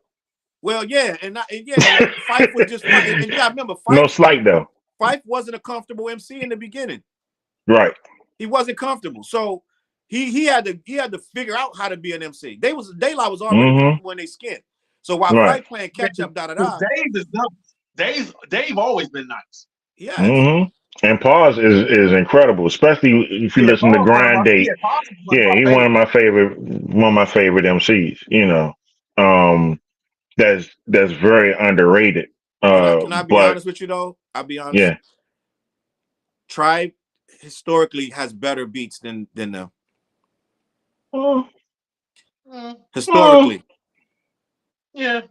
I don't uh, need, like we can disagree on some shit, but Tribe beats like Q-Tip has some of the best snares and kick like this shit is hard. Like he go had the I go Herb back and Powers. I just He listened got the to it. Herb Powers feel. Is that I just Herb Powers? You there? Yeah. what'd you say? He had that Herb Powers. That Herb Powers feel. The engineering was on Yeah. point. So Yeah. sonically, you were gonna get a better sounding beat out of Tribe just off rip. So that Mm-hmm. matters.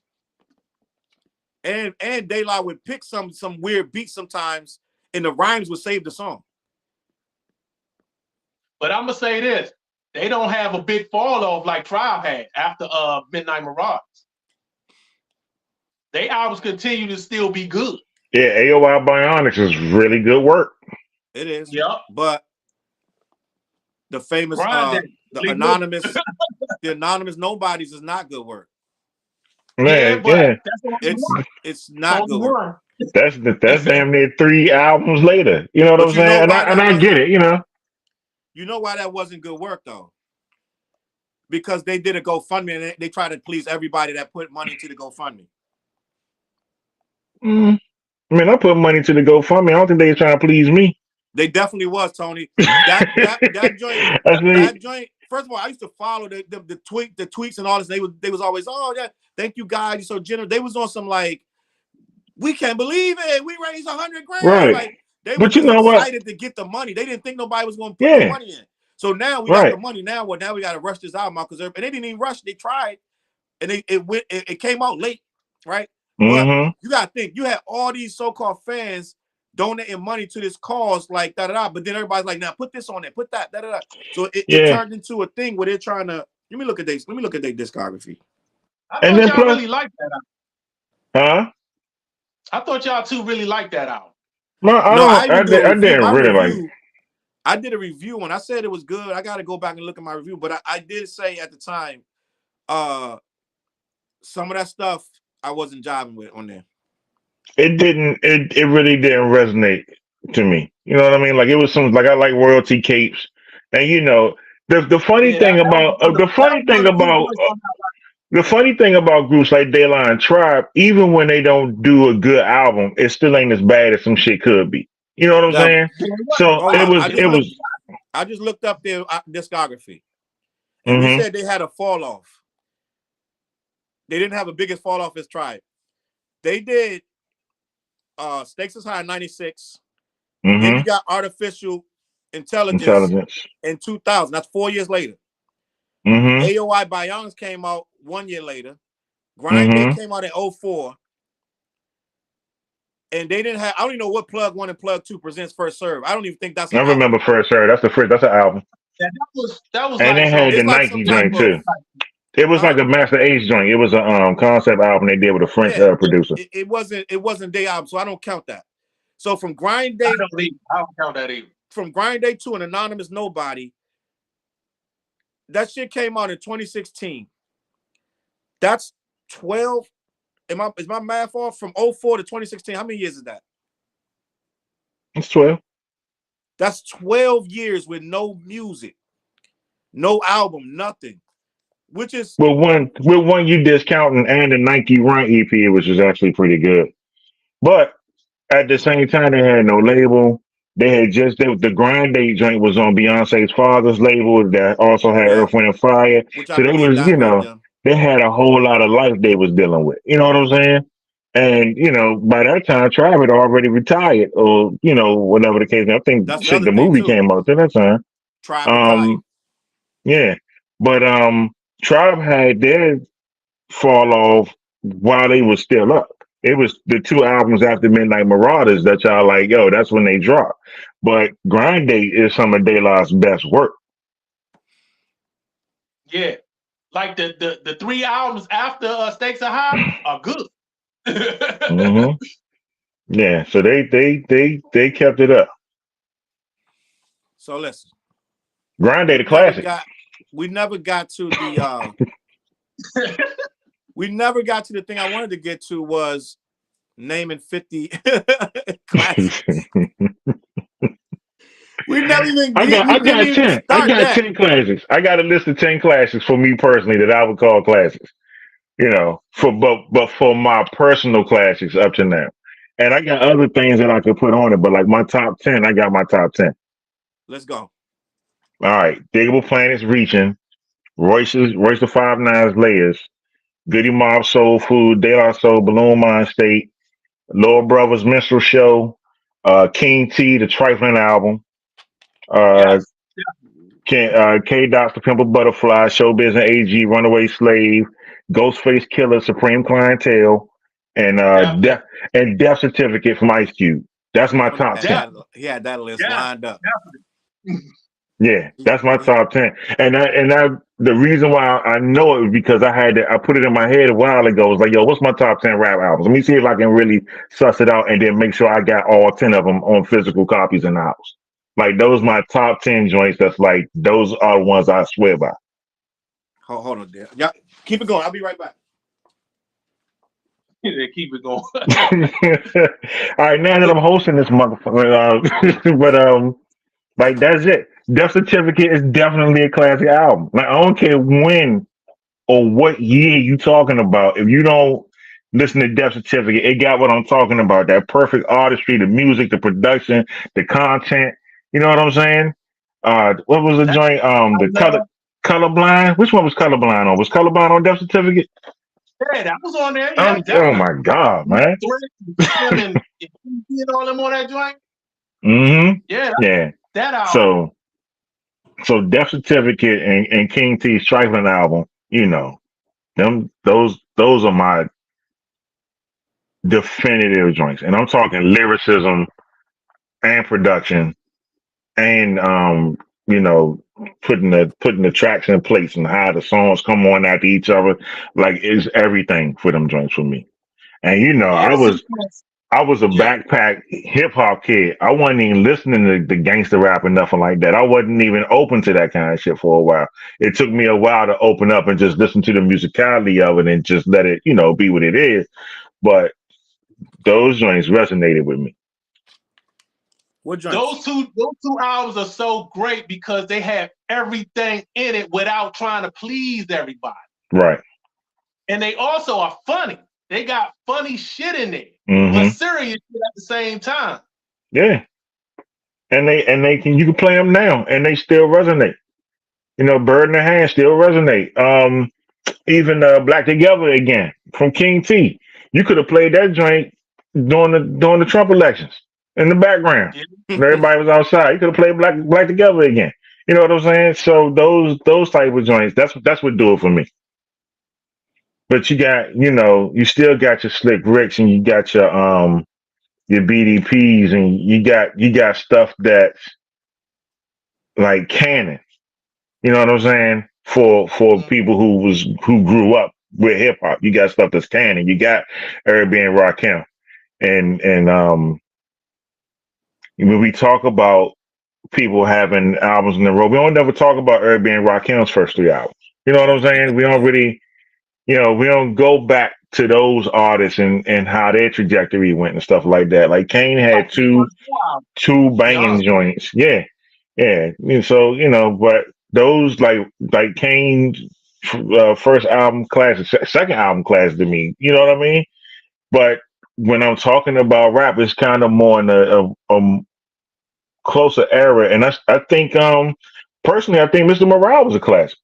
I I do think too. Mr. Morale was an incredible piece of work. And two I don't know who it was that said it. The question about Kenny being hip hop, he he he circles everything so much that he could be considered kind of ethereal to hip hop, but it's just like Divine Styler. You know what I'm saying? It's like Divine Styler was. Divine Styler was definitely hip hop, but if you pay attention, I know what you mean, but Devon, we're not gonna do that.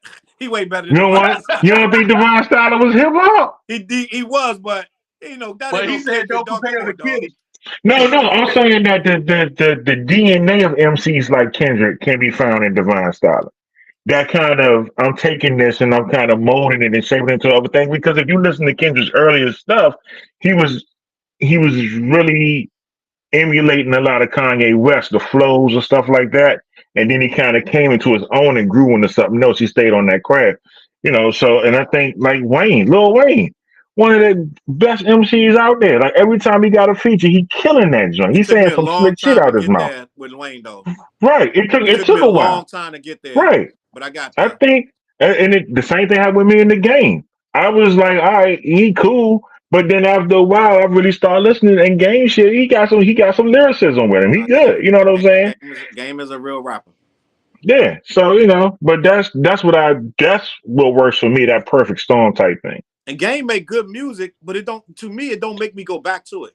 I'll listen to the whole album or half the album and won't go back. I don't know why, but I like Game. You know what? That last joint he did, if it was a 12-track album or about 10 of those tracks out of that double album, he'd have had a classic.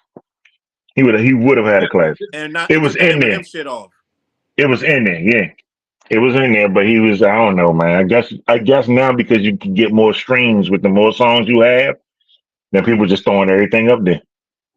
Dog, Do listen, people even want to make classics anymore? We're gonna do a knee jerk. I have this list, right? Uh-huh. I'm not gonna say who made the list because that's gonna taint the list. But I'm not gonna I'm gonna go through this. I know we can get to 50. But we said we were going to say what was bona fide class, some stuff you can't argue about. Okay. And we can even give it like, all right, we'll let that slide. So we're gonna do some let that slide classic. Okay. I'm gonna do the first 40 because there's 200 albums on here. They're not saying these are classic, but they're saying it's the greatest albums of all times. Oh, So wow. we're gonna run through this and we're gonna just do knee jerk, yes, no. All right, let's see what we come on with. Let's go. Ready to Die. Yes. Classic. Yeah. That's one. Stank on Ya. Yeah. No. Classic. I'll give it to him. Not for me. Jay-Z Blueprint. Yes. Yeah. Public Enemy. It Takes a Millions to Hold Us Back. A Nation of Millions to Hold Us Back. Yes. Yeah. Kendrick Lamar, To Pimp a Butterfly. Yes. Yes. Kanye West, My Beautiful Dark Twisted Fantasy. I'll give it. I'll say classic. Yeah, I'll say it. I've never said it wasn't a classic. I'll always say that's a classic. No. And that came out. Go back. God damn it. You say no, Tony? No. Nah, we got 2 versus 1, bro. We're gonna veto Tony. Uh-huh. That's how we're gonna play this. We're gonna be we can't be here all night. This nigga just veto. Saying no. So hold up. 2 niggas gotta agree. Missy Elliott, Miss E So Addictive. No. That's the one. No. Some people that's the one to get your freak on and this and that. For the record, I think I only listened to the album one time. I'm gonna say no with Tony. Yeah, I'm saying no because I don't even remember that shit. So we're gonna take that one off. So Into the 36 Chambers, Wu-Tang. Yes. Yes. Tribe Called Quest, A Low End Theory, even though they're inferior to De La. Yes. In all the inferiority, yes. Miseducation of Lauryn Hill. Yes. Let me keep it moving. Drake, Take Care. It's R&B album. I'll say it's a classic, not as a hip hop album. Drake, What's Take the Care. next album? Oh, I don't know, man. I'm gonna say about Take Care. It's not a class to me. It's not a class to you. Nah. Or him. But to Drake fans, it's a classic. Mm-hmm. So what we gonna say? Yes or no? I say no. All right, then I said no. All right, Clips, Lord Willing. Classic? Is that just a classic? Yes or no? That's their second album or the first? I love Clips, but nah. I think it's the first. I think Lord Willing is the first. No, not the first. If you would have said the second one, I might go with you with that one. But the first one, no.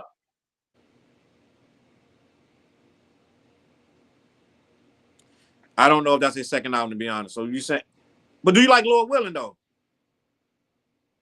I like both of their albums, but I think the second one is the one that's closest to a classic to me. I'm gonna say no because all right, I can't say whether it's not or not. 2001, Dr. Dre. Yes. Yes.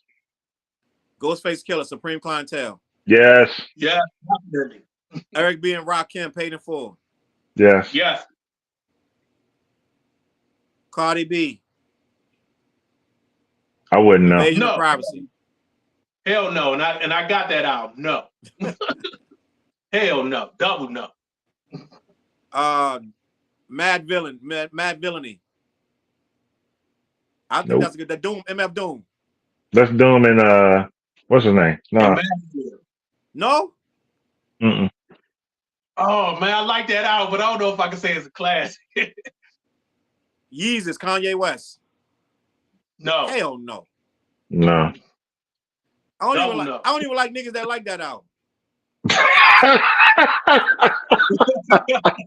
And you know what's funny about that joint? I listened to that joint a lot trying to get it. Like I was trying to get into the mindset of it, but it just didn't stick. Like I can't go back. I wouldn't go back to it.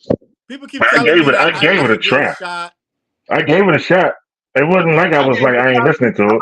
I bought it. Four songs. That's it. I still got the CD in here somewhere. I got it. I paid for it. I don't know. I put that shit out the window in my car. Chop said Jesus Piece is one of his favorite game albums. Let me keep going. Lil Kim Hardcore. I'm gonna go with yes. What was that? Lil Kim's Hardcore. I didn't bump it like that, but when I heard it, it was a banging album. I was really impressed with that album. I like it, but I don't know if I can say it's a classic. I'm gonna say yes. So Tony is a no answer? No. You said no? Didn't do it. Didn't work for me. We're gonna be looked at as lame right now. All right, Future PS2, Dirty Sprite 2. I never heard it. Lil Wayne, The Drought 3. What was that? Lil Wayne, The Drought 3. No, he said The Drought. That, to be honest with you, so I can't say it's a classic or not. I can't say either. The Drought. I know Carter 3 was one. Yeah, I want no. Dark and Hell is Hot. What's that? DMX. It's dark and Hell is Hot. I like it, but no. You know what? I'm gonna say yes because how other people feel about it. So I'm gonna say it's a classic because how other people feel about it. I like the album, but I don't think it's a classic. Tony, what you gonna say? No. Yo, he has some banging singles, yo. Like singles make you think the whole joint good. The singles was bomb, but the whole album. That's a good album. It's just not for me, but that's a good album. UGK Riding Dirty. But I think it's a classic. What's that? UGK Riding Dirty. Yes. Dale? I like it, but I can't call it classic. Nas Illmatic. Yes. Eminem Marshall Mathers LP. No. I say yes. Yes. I say no. So we got that one. So Reasonable Doubt, Jay-Z. Yes. Outkast, Aquemini. Yes. Yes. Mobb Deep, the Infamous. Yes. Yes. That dude was writing the comments. Y'all some East Coast dudes. We just had a BNC Death Certificate Rifle album, our favorite album. So we gonna be some East Coast. That don't mean nothing. That mean you like 2 hours. I guess I don't like Kendrick here because all we been talking about is this whole damn podcast. It's Kendrick, the king of New York. Tupac, All Eyes on Me. I'm just gonna say yes for both of y'all. Don't even say nothing. I'm saying no. Yeah, nah. You veto you on that shit. Listen, man, we're gonna lose the whole damn podcast before we even get going. All right, nah, Pop nice though. I think Me Against the World was better than that joint. That's just my opinion. Park has some great songs when you put all his best songs together. I never had one album that was like that's my shit for Park, but I enjoy Park. For me, it's Me Against the World. I think that's his best album, Me Against the World. I wait for this shit to load. I was almost to the top too. It's acting crazy. Before he got to Death Row. De La Soul, 3 feet high and rising. I say yes. I say yes, even though I don't listen to it that much. Chief Keef, Finally Rich. Never heard. No idea. Y'all some old heads, bro. No, I heard something that was like I ain't going no further than that. Nicki Minaj, Pink Friday. I come further than that. Nicki Minaj, right? Pink Friday. No, I heard that and I don't like it. We biased, bro. No females, no West Is Coast. Rhapsody on the list? Is Shay Noir on the list? Is Jean Grey on the list? I think we vetoed every girl, and Dale was trying to veto Lauren. Well, Lauren don't have no hip hop album. That's a hip hop album. It's an R&B album. All right, Chance the Rapper, Acid Rap. No, I didn't like it. I didn't like it, and I got it, and I didn't like it. I mean, I bought him. I'm listening to him. Nah. Snoop, Doggy Style. Of course, yes. Yes. See, we be basing stuff on how it made us feel as kids. Hold on. Only Built for Cuban Links. Yes. Good Kid, Mad City, Kendrick Lamar. Yes. Yeah. The Carter 3. Yes. The Chronic. Yes. Yes. And let me see. I think we at the top. Kanye West, Late Registration. Yes. Big Daddy Kane, Long Live the Kane. Yes. Yes. We're at 43 right now, but we vetoed about 7 joints. Run DMC, the first Run DMC album. I say yes. Raising Hell. Yes. I bought that too. Yes. Just cause. I say yes, just cause. Did y'all see that documentary? Not yet. I haven't watched it yet. Y'all gotta watch that joint. It's pretty good. Yeah, I can't find that yet. But when I find it, I'll watch. 3 episodes. There's only like 3 episodes. Are y'all watching Mr. and Mrs. Smith? I started. I reluctantly started, but it's better than it started off better than I thought. Yeah, it's better than I thought. It gets better too. I got to like, I think episode 6. See, I'm only on episode 1. I thought it was gonna be trash, so I was like, I didn't like your choice. I'm like, why would you remake? Why would you do this? But they're doing a little. They I don't know. Liquid Swords. They go deeper than the movie. Liquid Swords. Yes. Mama said knock you out. Yes. What is this shit? It's like slow. Hold on. Tyler the Creator, Call Me If You Get Lost. I really like that joint, man. I really like it now, but I don't know. You know what? I'm gonna say yes. I'm gonna go ahead and give it to him. Blasphemous though. What's that? I'm gonna go and give it to him. I like all the Tyler joints better than that joint because, believe it or not, I think he was rapping too much. He was trying to prove that he could rap, and that sounds crazy from a spitter. I said, dog, I like when you just free flowing. I like when he just free flowing. He spit when he want to spit. This one's like, nah, I'm gonna prove to y'all I'm an MC. So he rapping on every joint. I like his albums when he just doing regular music. He rap here and there. He just do regular music. This one was just all rap. I'm like, dog. Why this nigga rapping on this rap album, son? We're not here for that. Why you rapping on the rap album? That's like Lauren got a whole rap album. We're like, bro, sis, queen. We don't need to move on. Just do the whole. Make it concise. But maybe because he getting better and he want to show everybody. Well, that's just like and he is though. He is getting lyrically better. He killed it on that joint. All right, we're gonna wrap this up. Missy Misdemeanor. I didn't really care for him that much until that album. Super Duper Fly. Who? Missy Super Duper Fly. I'm gonna give her a classic for that one. The first Missy joint. You can give it to her. I'm gonna give it to her. Jay Dilla, Donuts. Yes. That's the instrumental joint, right? Yeah. Straight Outta Compton. Straight Outta Compton, yeah. Yes. EPMD, Strictly Business. Yes. That's number 50, guys. And we're gonna leave it at that. Any honorable mentions y'all want to say? That we you know what? some joints on there. Well, it's the top. It's 50 out of 200, so That's it's out of going to be a 200. Damn, whole lot of I go stuff. to up to Yeah, 200 if you want. You don't yeah. think It's criminal a. minds or by all means necessary is Well, they didn't even have Fear of a Black Damn, Planet on it's there, so 200, it's a dog. I lot of only read stuff 50 missing. out of 200. You know what? Something that you did point out, Charles, that's really interesting about that list is that the majority of the women MCs that that names came up are more popular ones. Like in that top 50, and I don't know if this is the way they, the people who made the list, because the lists are subjective too, but they're not really talking about Shay Noir, Rhapsody, MC Jean Light though. Grey, MC Light. Bahamadia, MC Because Light, you know what I'm saying? well, And it's kind of like, do they every, got classic albums? I think MC Light's First joint. what's first joint was a classic.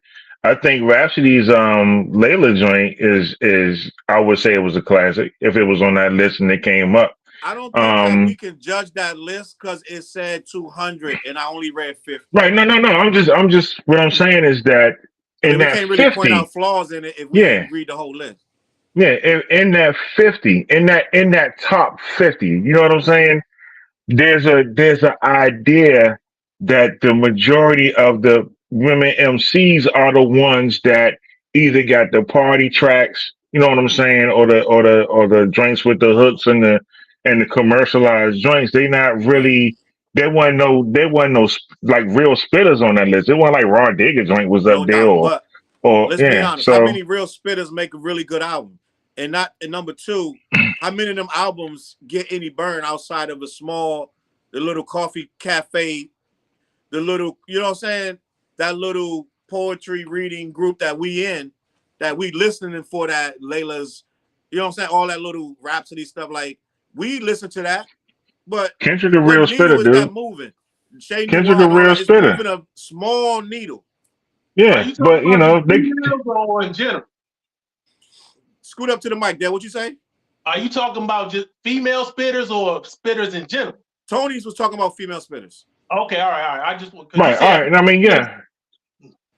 Um, I do think I don't. I think that we got a lot of different things that's murkying us up. You talking about people who get promoted more, who get better radio play, Damn, TZ in the building.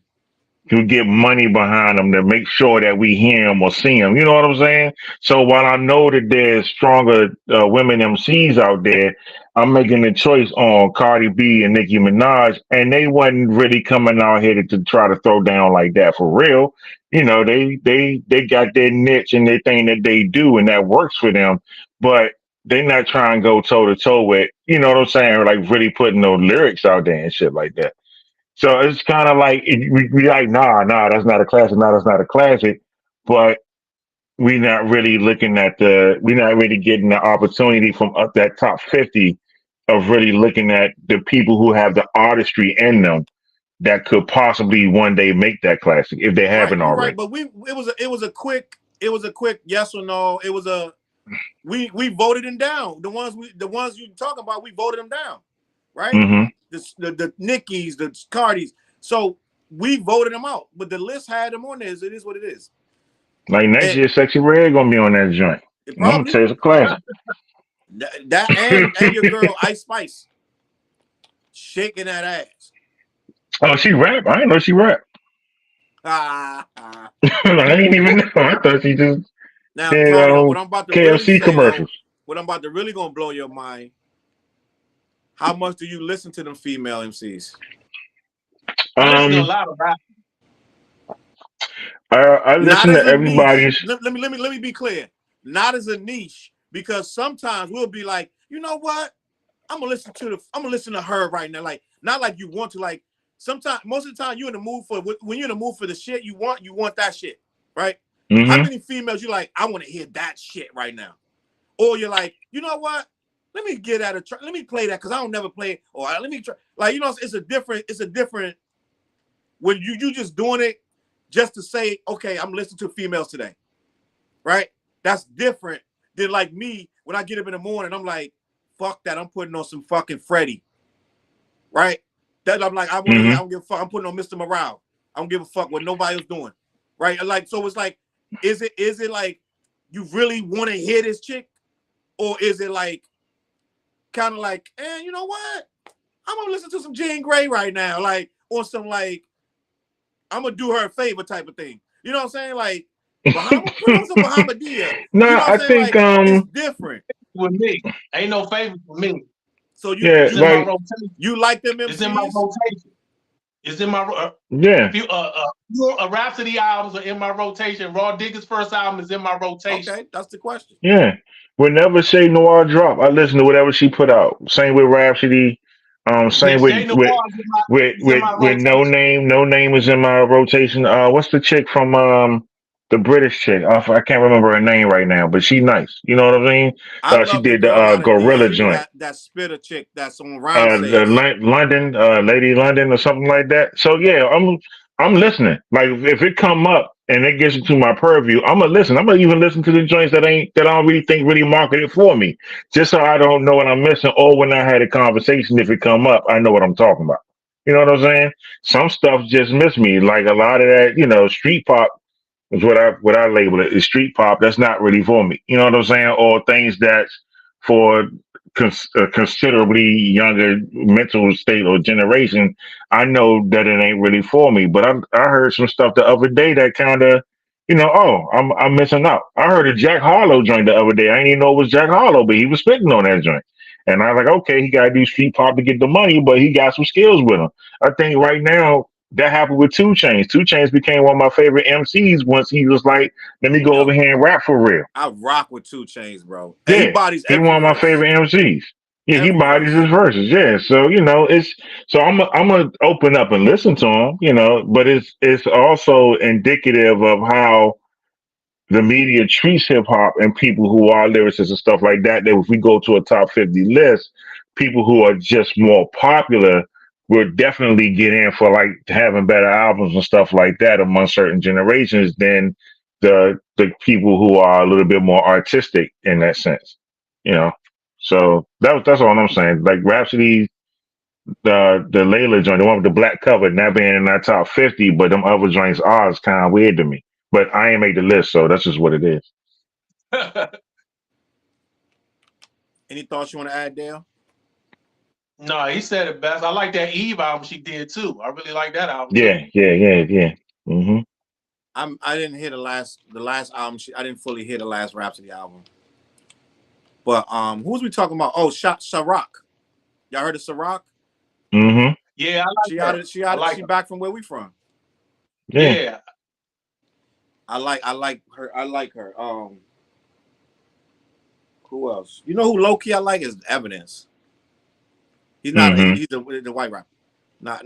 Mm-hmm. I think I like his stuff better than Eminem's. Well, I'm not gonna do that, but it is what it is. He's not. You know what? Evidence is nice. Evidence is nice. I can see Dale liking that more than Eminem. Evidence is nice.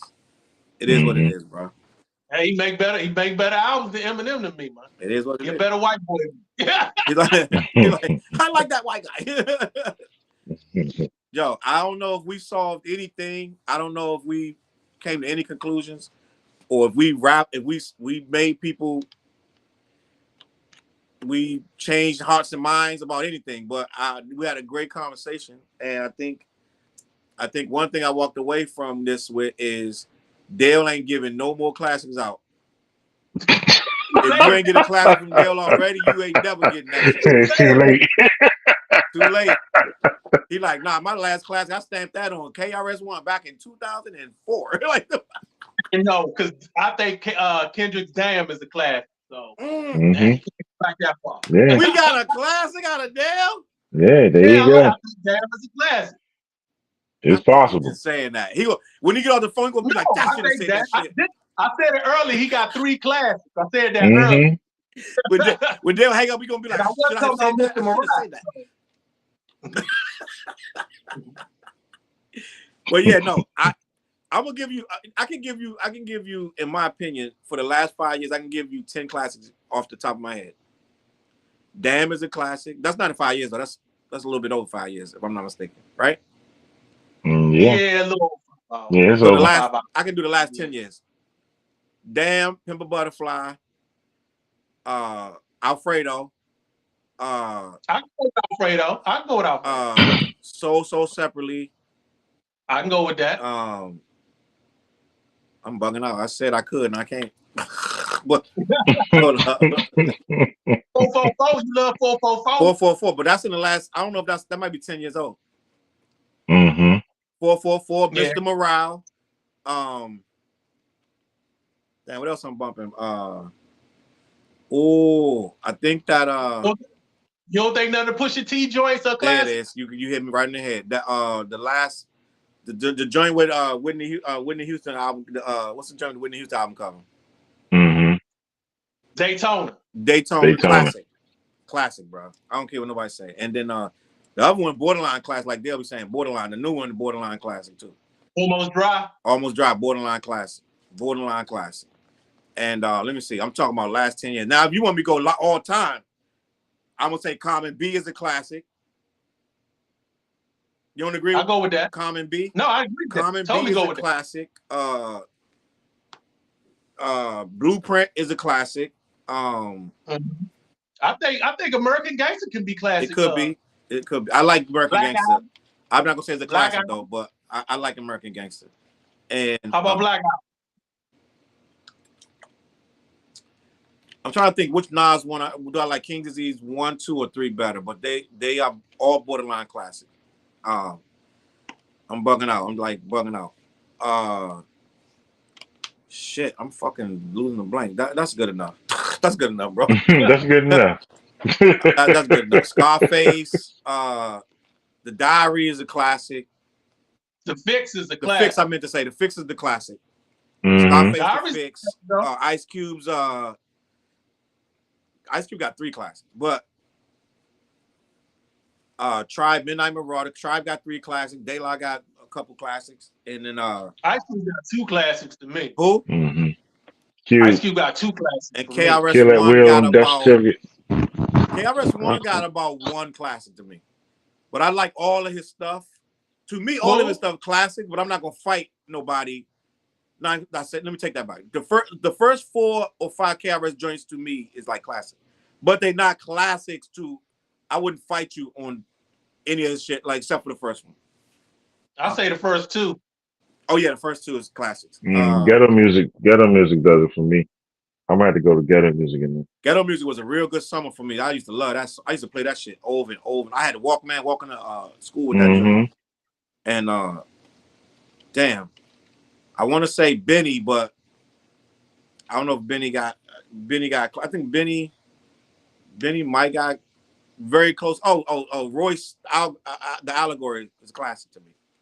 Royce 5'9" Allegory is classic, and all the Ghostface shit classic. Raekwon, that's easy. That's low hanging fruit. Liquid Swords, yada yada yada. But all the Dre shit. But it's crazy because Dre did all he could with that Compton joint, and nobody wanted to give it no props at all. I like that Compton joint. That joint is good, but none of us call it classic. None of us. Well, it's not a classic, but I like it. I think you dropped out, man. I think you dropped out. Well, thank you all for being here today. I guess we don't know where he went, man. What do you think about that new? About your album, let them know about your album, Tom. Oh, you told me. Actually, somebody emailed us. A label emailed us and told us Utopian Nights and Noble Savage was a classic. Who knew? For real? Who knew? That's a new classic right there. But yeah, and I like that that new Benny the Butcher joint. That had a rap song hot, like for real. Yeah, I like that. Yeah. That's damn near classic. It can be. Definitely can be. Like I think it's like 1 or 2 tracks that really didn't get me, but for the most part, I think if I go back again, it'll I think it'll resonate more because I love that Griselda joint anyway. So and like all of them, I mean Conway and Benny definitely, and then the other dude Westside grew on me. So yeah, he grew on me. Yeah, he grew on me. Growing off of me. It took me a while. Yeah, I said West Side growing off for me right now. I'm All kind of getting right. off West Side, but he all right. But Hey yo, I'm kind of like All right, getting man. off the West Side. Yo, we gonna get out of here, bro. Yeah, I'm about to sign off. I'm gonna catch y'all. I appreciate y'all rocking with me. It's a great conversation. The playback gonna be crazy. Hmm. Appreciate y'all watching. TG, Dip, the Rail, Chop, Lefty. We had a whole bunch of heads in here tonight. Hopefully y'all can be back next week. We'll be right back here, same bad time, bad channel. What you got, Dale? Anything you want to say? nope, not at all. All right. Easy. Get that Utopian Night album. Utopian Noble Nights. Make Savage. sure.